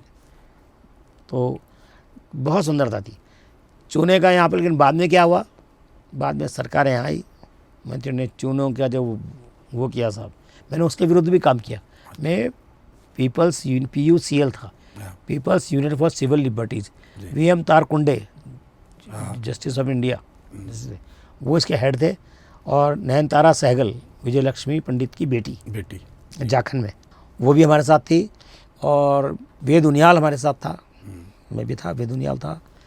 और मैं नाम मेरे को याद नहीं आ रहा, मेरे पे लेटर भी रखे हैं अभी तक उनके पुराने कि मीटिंग है, कल आ जाओ। वेद उनियाल UKD के बड़े नेता रहे, अच्छे राज्य आंदोलनकारी भी रहे और दिवंगत हो गए हैं अब। हाँ, मेरा क्लासमेट भी रहा ना वो। अच्छा। हमने 79 में मैंने वेद उनियाल को इलेक्शन भी लड़ाया हमने, जनरल सेक्रेटरी का, DU कॉलेज का जनरल सेक्रेटरी भी रहा हूँ। अच्छा। विवेकानंद पंडित प्रेसिडेंट रहा 79 में, और वो जनरल सेक्रेटरी रहा। मैं, विवेक खंडूरी, ये सुशीला बोलनी, हम सब साथ पढ़े हुए हैं। विनोद बड़साल मेरे साथ पढ़ा हुआ है। अच्छा। हम जब JV इंटर कॉलेज में थे तो वो 72 में, तो वो 72 में गांधी इंटर कॉलेज में होता था। विनोद बड़साल मेरा बहुत क्लोज रहा वो। उसको तो जब झगड़े झगड़े जाते थे तो मार पिटाई हो जाती थी, तो उसको लड़के मारने के लिए जाते थे, हम बचाने जाते थे गांधी इंटर कॉलेज में। और क्या बोलते हैं उसे, खुशीराम लाइब्रेरी से उसको निकाल कर ले जाते थे उसके मामा के यहाँ, उसमें IIT के पीछे सुंदरवाला में, वहाँ उसके मामा जी क्या रहता था। उसकी वाइफ अभी भी मिलती है। अभी मिली थी मेरे को। उसकी बहन भी अभी तक बहुत मानती है मुझे, वहीं रहती है, केवल विहार में रहती है, सहजार रोड पर, तो मुझे मिल जाती है, बहुत मानती है वो। तो देहरादून बहुत सुंदर था, लीची थी, चाय थी, चाय भी बड़ी ज़बरदस्त थी सब यहाँ की, पूरे चाय बागान थे यहाँ पर। बंजारा वाले की तरफ कई भी चाय बागान हुआ करते थे, ये प्रेमनगर की तरफ तो बहुत बड़ा टी स्टेट था ही था इधर। और मतलब ये बोलते ना, चीनी, चावल, चूना, ये यहाँ के फेमस है। और लीची बिल्कुल फेमस। अब लीची आती है मुजफ्फराबाद, यहाँ के क्या है, हम बिहार का जो है, बिहार मुजफ्फरपुर है, मुजफ्फराबादी है ना उसका नाम भी। अच्छा, वहाँ से आती है। अब यहाँ की लीची सारी कोठियाँ बड़ी बड़ी होती थी सा, कालिदास रोड बिल्कुल शांत, कोठियाँ लीची लीची आम लगे। आप तमाम सामाजिक सरोकारों से जुड़े रहे हैं, ब्लड डोनेशन के अलावा भी आपने कई प्रचार प्रसार कार्य किए हैं। और ये आप, इसे हम सौभाग्य कहेंगे देहरादून का कि आप NCC से जुड़े, साथ ही साथ आपकी धर्मपत्नी ने भी NCC के लिए एक लंबे समय तक कार्य किया है। उत्तराखंड राज्य आंदोलन में भी आपकी सक्रिय भूमिका रही है। सक्रिय नहीं है सर, अग्रणी भूमिका। हाँ, अग्रणी भूमिका रही है। तो एक राज्य आंदोलनकारी के रूप में आप क्या महसूस करते हैं, इन 26 वर्षों में क्या हासिल हो पाया? ये मेरा अखबार में आया, कई बार मेरे से प्रश्न पूछा जाता है। वो कहते हैं वर्मा जी आप आंदोलन के अग्रणी नेता रहे, बल्कि आप सूत्रधार रहे। मेरे घर के अंदर ही मीटिंग होती थी जी। मेरे घर के मेरे कमरे में ही मीटिंग होती थी। सबसे पहले पुलिस मुझे वहीं अरेस्ट करने आई।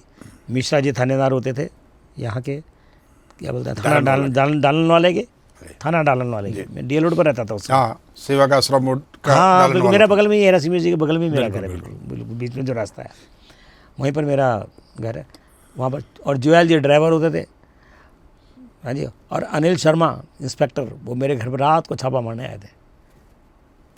मुझे वैसे प्रिविलेज मिला, मैं नंगे पैर भागा, दीवार टापी, मेरा घर को पूरा घेर लिया, मेरे फादर को धक्का दे दिया। मैं यहाँ से फिर नंगे पैर सर्वे ऑफ इंडिया भागा, वहाँ जाके मैंने लेटर लिखा, मतलब एप्लीकेशन लिखी। यहाँ से मैं बाहर गया, दिल्ली गया। दिल्ली में फिर मैं वहाँ पर अंडरग्राउंड हुआ कि मेरे पीछे हाथीबेड़ कला में दरोगा होती थी, सरदारनी दरोगा, वो मुझे रात को अरेस्ट करने के लिए बैठ रहती थी। अच्छा। कि ये ड्यूटी से बाहर निकले, इसको हम अरेस्ट कर लें किसी बहाने। हमारी वीडियोग्राफी होती थी, हम इस पर्स पे खड़े होते थे, मैं, रविंद्र जुगरान, ये कोठारी जी वगैरह सब हम यहाँ खड़े होते थे। दिनेश शर्मा का जो आई क्लिनिक है अमृतसर वाला, वहाँ पर हम खड़े होते थे और रात को मेरे घर में मीटिंग होती थी। मेरे खिलाफ तो बहुत रिपोर्ट की, सर्वेयर जनरल से रिपोर्ट की, उनसे की। वो तो मेरे को मेरे ऑफिसर्स ने काफ़ी बचाया, उसमें कोई शक नहीं है। लेकिन हुआ क्या, मेरे को अरेस्ट करने के लिए बैठी रहती थी कि कुछ उसका तमंचा दिखा देंगे, कुछ दिखा देंगे, चाकू दिखा देंगे, दिखा देंगे। तो दुर्गा वर्मा आप जानते ही हैं, सिद्धार्थ बोल जी, वो बहुत बढ़िया, वो मेरे को अपनी बुलेट मोटरसाइकिल में बीच में बिठा के लाते थे। वो माणिक निधि शर्मा पीछे बैठा होता था, कभी जुगरान बैठता था, कभी पूनम नौटियाल बैठता था, कभी चंदन डुगलान, कभी ये बिठा के मेरे को घर छोड़ करके लेके आते थे। दिन के जब मैं चला जाता था तो मेरी शिफ्ट होती थी दिन के 1:30 बजे से रात को 10:30 बजे तक। सुबह मैं आंदोलन करता था, शाम के टाइम में शिफ्ट में होता था। तो आंदोलन करा, लेकिन आंदोलन का जो फ़ायदा मैंने सोचा था वो हुआ नहीं। अगर ये कम से कम 10 या 20 साल के लिए यूनियन टेरिटरी बन जाता, केंद्र शासित प्रदेश, ये मेरी इच्छा थी। तो यहाँ जो राजनीति आते ही जहाँ ये आनन फानन में इधर उधर जो किया गया, हिमाचल अपना डेवलप कर गया। हमें क्या, हिमाचल में परमार ने जब से संभाला उन्होंने बड़े धारा 371 लगाई, वहाँ पर ज़मीनें यहाँ तो सब लोगों ने बेच करके खा ली। कौन है, आज भी बाहर के लोग हैं, कहाँ हैं यहाँ के लोग? बिल्कुल। हम लोग मूल निवासी हैं कहाँ पंजी? बिल्कुल नहीं है, सत्य है। तो इसमें कोई शक नहीं है। तो क्या महसूस कर रहे हैं आप, इन 26 वर्षों में क्या उत्तराखंड को कुछ उपलब्धियां हासिल हुई हैं? नहीं जी, कुछ भी नहीं दिखता, कोई चेंज लगा ही नहीं हमें। तो क्या चेंज लगा बताइए आप? कोई ऐसी कोई इंडस्ट्री लगी? और तो और जो इंडस्ट्री लगी हुई है यहाँ की, जिसमें दवाइयों की फैक्ट्री, वो सारी की सारी क्या निकल रही? नकली दवाई है। बताइए, आप बताइए, जो दूसरों के दर्द में काम आती है, दुख में काम आती है, तकलीफ़ों को दूर करने के लिए होती है, उस तक में घोटाले हो रहे हैं। बताइए, ये तो अफसोस की बात है। बाकी डेवलपमेंट क्या कहूँ, डेवलपमेंट तो ऐसा कुछ मुझे कुछ नजर आया नहीं। आप बता दीजिए। अच्छा, राजधानी बनने का कितना नुकसान हुआ देहरादून को?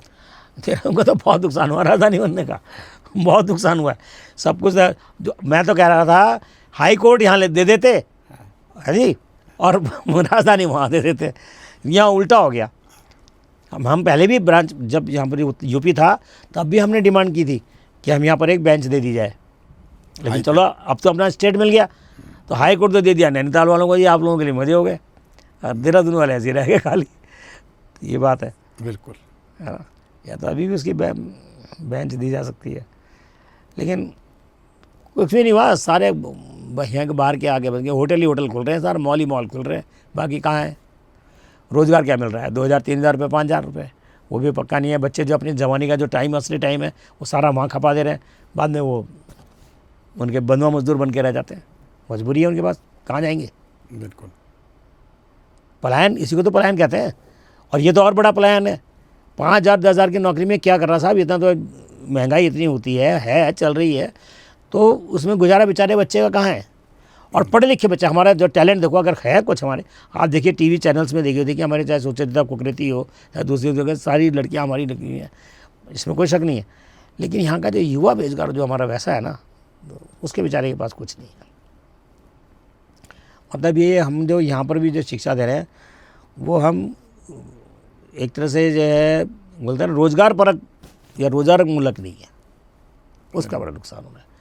और दूसरा, यह सारी जगह जो है बाहर का साम्राज्य हो गया। और मूल निवास वाली बात तो उन्होंने ख़त्म कर दिया। अब तो वही कर दिया उन्होंने कि स्थायी निवास को ही मूल निवास माना जाएगा। तो ऐसे में जो उत्तराखंड राज्य आंदोलन में अग्रणी भूमिका निभाने वाले तमाम आंदोलनकारी थे, उनका क्या कदम होना चाहिए, क्या करना चाहिए उन्होंने? आप कुछ सुझाव दे सकते हैं? देखिए जी, इसमें कोई शक नहीं कि एक नई क्रांति की आवश्यकता है। इसमें तो कोई शक नहीं है कि अगर उत्तराखंड को आपको मूल उसमें लाना है कि यहाँ के लोगों को जो सुविधाएं मिलनी चाहिए, चाहे रोज़गार के क्षेत्र में हो, चाहे कृषि के क्षेत्र में हो, किसी भी, यहाँ पर माफिया राज ज़्यादा हो गया। कल वो लड़की मेरे से पॉडकास्ट ले रही थी, एक लड़की, उसने मेरे से पूछा, मैंने कहा जंगलों की बात क्या, जंगल रहेगा यहाँ? और जंगलों में जो हर साल आग लग रही, कितनी आग थोड़ी लगती थी पहले, अब लगी क्यों रही है? कौन है? जंगल माफिया। मतलब वही मंगल भू माफिया, जंगल माफिया, शराब माफिया, ड्रग्स माफिया। बिल्कुल। हो रहा है। क्या है सर यहाँ? इससे ज़्यादा बेहतर होता अगर हम यूपी के साथ ही होते। बहुत बढ़िया बात। मैंने एक बात की थी, वैसे मेरे से लोग नाराज़ हो गए थे उसमें, पर मेरे उत्तराखंडी जो दोस्त थे साथी, असली मेरा नाम अनिल वर्मा होने की वजह से लोग मुझे थोड़ा ये भी सोचते कि मैं आंदोलन तो करता था, लेकिन किसी चीज़ में वो मेरे विरोधी होते कहाँ थे? जहाँ पर एक बार मैंने बात रखी पंजी, मेरा बड़ा विरोध हुआ, साथ के दोस्त थे जो आंदोलन में साथ, जिसमें पर स्कूल कॉलेज हमने बंद कराए। शुरू में करा हमने, ठीक है, मेरे पास लेटर है, बंद कराता था सारी, मैं उसका थिंक टैंक था, सारी रणनीति मेरी होती थी पंजी कि कल हमने काम बंद कराना है, कल क्या कराना है, परसों क्या करना है, मीटिंग कहाँ करनी है, कैसे करनी है। सेंट्रल गवर्नमेंट वाला की भी गुप्त मीटिंग हमने करी है, मेरे पास रिकॉर्ड है। ओरिजिनल अखबार है तो मेरे पास है सर, ओरिजिनल न्यूज़पेपर। लोग PhD करते हैं मेरे पास आते हैं, उनको भेजते हैं कि ज़रा वर्मा जी के पास आओ, और बाकी सब गलत लिखते हैं कि वहाँ से शुरू हुआ था जी, खटीमा से शुरू हुआ था जी, वहाँ से, सब बकवास है। हमने शुरू किया था और उसमें भी अनिल वर्मा ने शुरू किया था सर, और मैं 1990 से कर रहा था, सारे दिखा दूंगा। 1991 कमिश्नर पांगती जी जानते हैं, उनको बुलाया हमने, उत्तरांचल उत्तराखंड की मांग उचित अथवा अनुचित, टाउन हॉल में डिबेट कराई इंटर कॉलेजेस की और स्कूलों कॉलेज की। कौन कराता सर उसमें, कब कौन सी उम्मीद थी कि उत्तरांचल बनेगा उत्तराखंड? कमिश्नर पांगती जी, मैं था, गुरुप्रसाद कोठारी था, SS पांगती, अब्बल सिंह नेगी था, जी है जी। फोटो है मेरे पास, अखबार की न्यूज़ है, सर्टिफिकेट दिए हमने बच्चों को, खुशहाल सिंह बेस था मेरे साथ, सर्टिफिकेट रखे। तो हमने तो पहले शुरुआत किसने करी? हमने करी, और उसमें भी अनिल वर्मा ने इनिशिएटिव लिया उसमें, क्योंकि मैं सक्षम था, फाइनेंशियली सक्षम था, नौकरी करता था, साथ में पढ़ भी रहा था। ये नहीं कि मैंने केवल नेतागिरी की, वैसे करके जाकर के कॉलेज में गया तो गुंडागर्दी की। एक एक टीचर प्रॉब्लम, आज आप चले जाइए DU कॉलेज में, प्रिंसिपल डॉक्टर से लेकर के वाइस प्रिंसिपल SP जोशी तक सब मेरे को बुलाते हैं सर। कॉलेज में सब्जेक्ट हुआ, 1.5 महीने मैंने क्लास ली है, 10:15, मैं मुझसे साफ साफ कर रहा हूँ, 10:15 बजे से और 1:15 बजे तक और 1:30 बजे तक मैंने डेली 1.5 महीने क्लास ली है, और मेरी क्लास खचाखच भरी रहती थी, पूछ लीजिएगा। उन्होंने फिर मेरे को ऑनर किया, मेरे को दिया उन्होंने, दिया रत्न भूषण लाइफ टाइम अचीवमेंट अवार्ड, अभी दिखाता हूँ, मेरे पास दिखा है। तो मैं अभी भी जाता हूँ, उनके सारे NSS कैंप में कराता हूँ। अभी मैं लॉ के स्टूडेंट, हमारा लॉ की फैकल्टी बहुत अच्छा काम कर रही है, डॉक्टर पारुल दीक्षित, डॉक्टर दुबे, और मैं और प्रोफेसर भी जानता हूँ, उनके नाम सब भी जानता हूँ।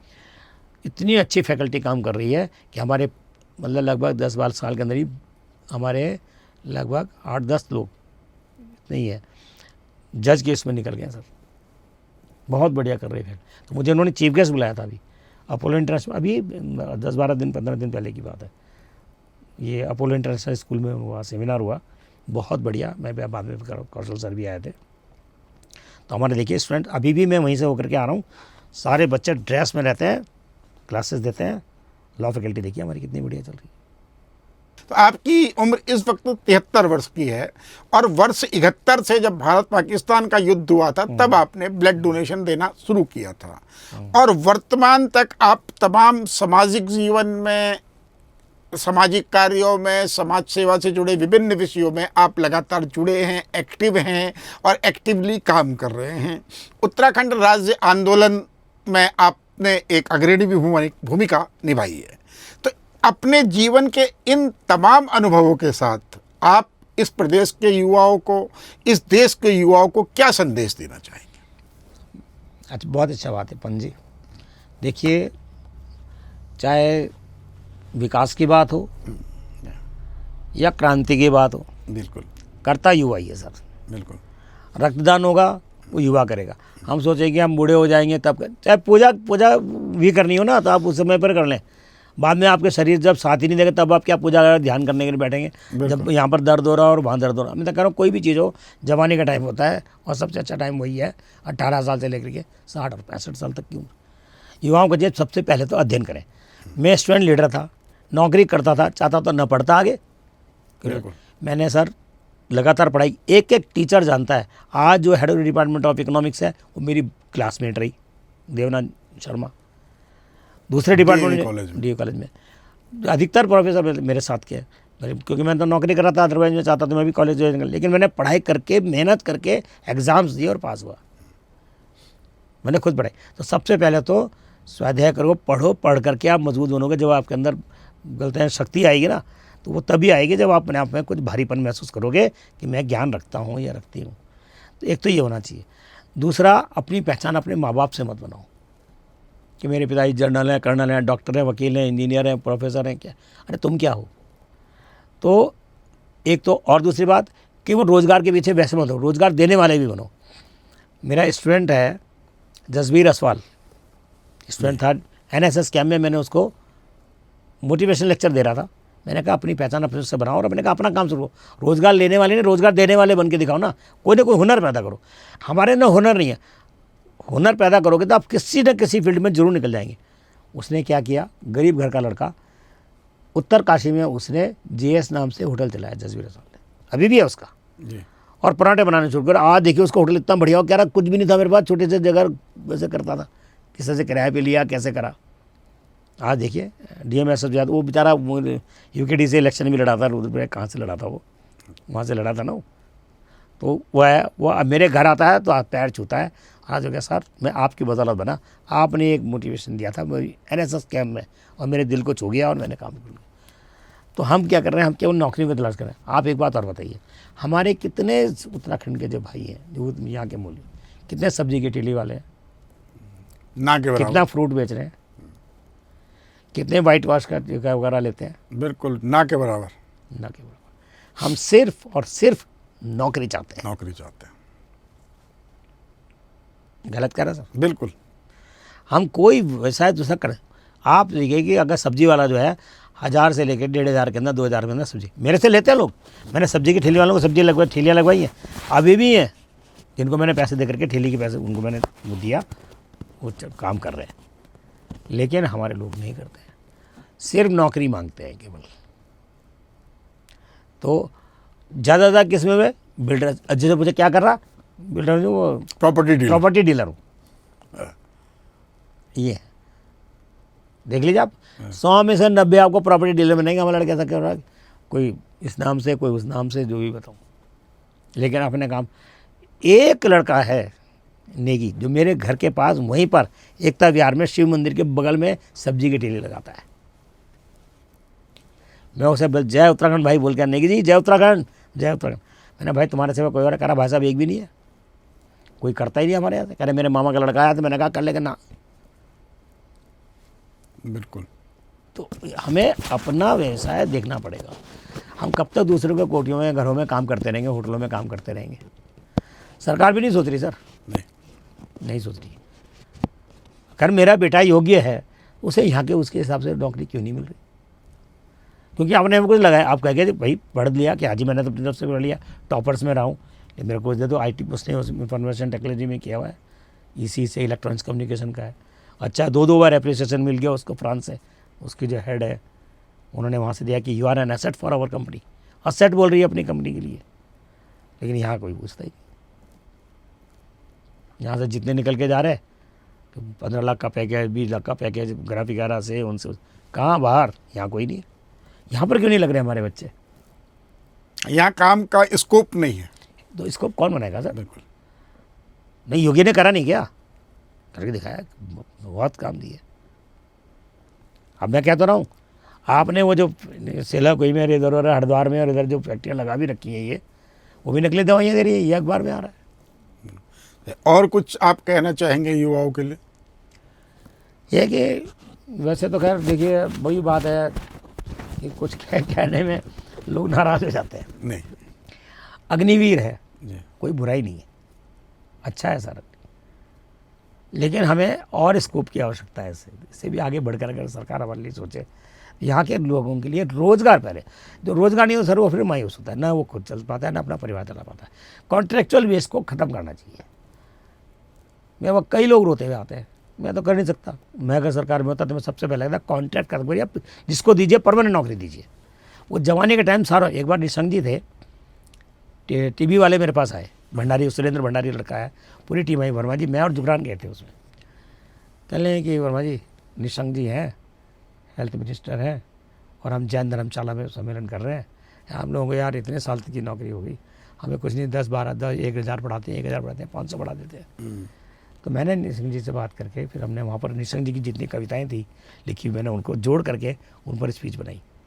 निशंक जी की साहित्यिक आदमी है, वो बनाई। अब फिर मैंने अपनी बात को रखा, मैंने कहा इनकी जो जवानी है ना, सारी यहाँ कॉन्ट्रेक्चुअल बेस पर निकल रही है। 12,000 11,000 10,000 7,000 10,000, और कितने साल हो गए? 20 25 साल हो गए, और 30 से 40 साल 35 साल की ये उम्र के हो गए। अब इनको नौकरी कौन देगा? कहाँ जाएंगे? तो आप इन्हें ये तो बताओ कि इतने टारगेट के बाद तुम्हें परमानेंट किया जाएगा? इनका कोई भविष्य नहीं। उन्होंने किया था, उन्होंने काफ़ी लोगों को करा था। तो हमारी सरकार को ये सोचना चाहिए, सबसे पहले फर्स्ट एंड फॉरमोस्ट आजीविका है सर, बिल्कुल आजीविका है। और वो आजीविका कैसे? आप यहाँ पर इंडस्ट्रीज़, बड़ी बड़ी वैसी इंडस्ट्री लगाई है जो नेम फेम की हो, बाहर से क्या कौन सा काम है हमारे यहाँ। साथ ही साथ स्थानीय युवाओं को अपना रोजगार करने के लिए उचित संसाधन देने चाहिए। एक बार हरीश रावत जी मुख्यमंत्री थे, और मैं ये परेड ग्राउंड में वो लगता नहीं, ये खादी ग्रामोद्योग का मेला, उसका संचालन करने की जिम्मेदारी मुझे दी। मैं संचालन कर रहा था, उससे पहले जब उन्होंने तो रात को आना था 7, साढ़े 7, 8 बजे करीब, उससे पहले मेरे को जल्दी पहुंच गया। मैंने कौन कौन है, कौन कौन बोलेगा, कौन स्पीच देगा, क्या करेंगे, पूरा प्रोग्राम मेरे को सॉर्ट आउट करना था। उससे पहले मैं दोस्तों से मिला तो मैं राउंड लगा लेता हूँ। मैंने वहाँ पूछा भाई तोर कितने की है, 300 रुपये की। मैंने वो कितने की है, कुलत कितने की है, इतने की, ये कितने का। मैंने कहा यार तुम्हारे से मैंने बाजार मिल रही 200 की, तुम दे रहे 300 की, मैंने कौन लेगा। कह रहा क्या करें भाई साहब, इसके अभी का दे रहा हूँ 15,000 रुपया। वो कह रहा मेस वाले का दे रहा 20,000 रुपये। भगवान कसम पंजी, मैंने ये बात जब हरीश राव जी ऊपर आए तो मैंने बात रख दी। पहले तो सबसे मिलते मंच पर जाए तो संचालन में कर रहा था। मैंने कहा बहुत सुंदर कार्यक्रम, हरीश राव जी आए हैं, बहुत बड़ी बात है। लेकिन मैंने कहा लोगों को मायूसी है। उन्होंने उगरे देखा, वो सुनने में बड़े तेज आदमी है, आपके तो कहाँ से हो, है जी। मेरे पास आज तक फ़ोटो रखी है वो सब, तब उनके गले में वो लगा हुआ था, याद होगा आप। बिल्कुल। और बड़ा वाला जो आपने दे रखा है मेरे ड्राइंग रूम में रखा है। पंजी आपको नहीं भूलते हम कभी। तो मैंने हरीश राव जी को क्या दिया, मैंने कहा ऐसा साहब, मैं यहाँ जब अंदर आया तो यहाँ पर मैंने काउंटर पर अपने दोस्तों से मिलता था। मैंने कहा बहुत अच्छा तुम अपना काम शुरू कर रहे हो। लेकिन वो कह रहे हैं कि, मैंने कहा लेकिन यहाँ पर तो महंगा, बाज़ार में सस्ता है और यहाँ महंगा है।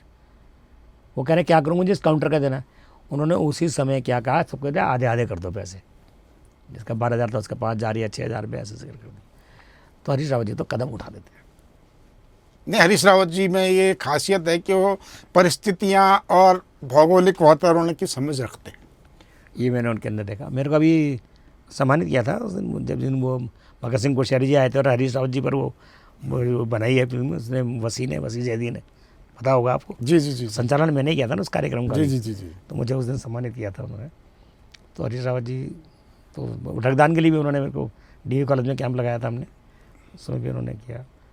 ही is the person of some different vision. बिल्कुल वो है वो। तो मैं तो यही कहना चाहूँगा, एक बिंदु पर मैं ध्यान देता, यहाँ के लोगों को स्थानीय रूप पर ही रोज़गार मिले तो बहुत अच्छा है। अगर वो होगा, बच्चे हमारे युवा खुश होगा तो हमारा प्रदेश होगा। युवा ना तो माना माँ बाप खुश हो सकते हैं, ना परिवार होता है, ना उनके बच्चे। कहाँ पलेंगे बढ़ेंगे कैसे, उनके जवानी का सारा टाइम इसमें कॉन्ट्रेक्चुअल बेस पर निकल रहा है। बिल्कुल है? बिल्कुल, मैं पूरी तरीके से सहमत कोई हूँ। जोमेटो में कर रहा है, कोई स्विगी में कर रहा है, कोई उसमें कर रहा है, कोई होटल में। अभी भी होटल के अंदर दूसरे दुकानें उन्हीं में लगे हुए हैं। बिल्कुल सहमत हूँ आपसे। तो ये है सर। ठीक, आपका ये जो संदेश है, आपका मैसेज है, मैं चाहूँगा कि हमारे दर्शक इस पर गौर फरमाएं और सरकारें गौर फरमाएं, ऐसा रोजगार के संसाधन यहाँ डेवलप किए जाए। यहाँ डेवलप किया जाए। आपका बहुत बहुत धन्यवाद वर्मा जी, आपने हमें समय दिया। धन्यवाद सर, आपका धन्यवाद। Thank you. जी।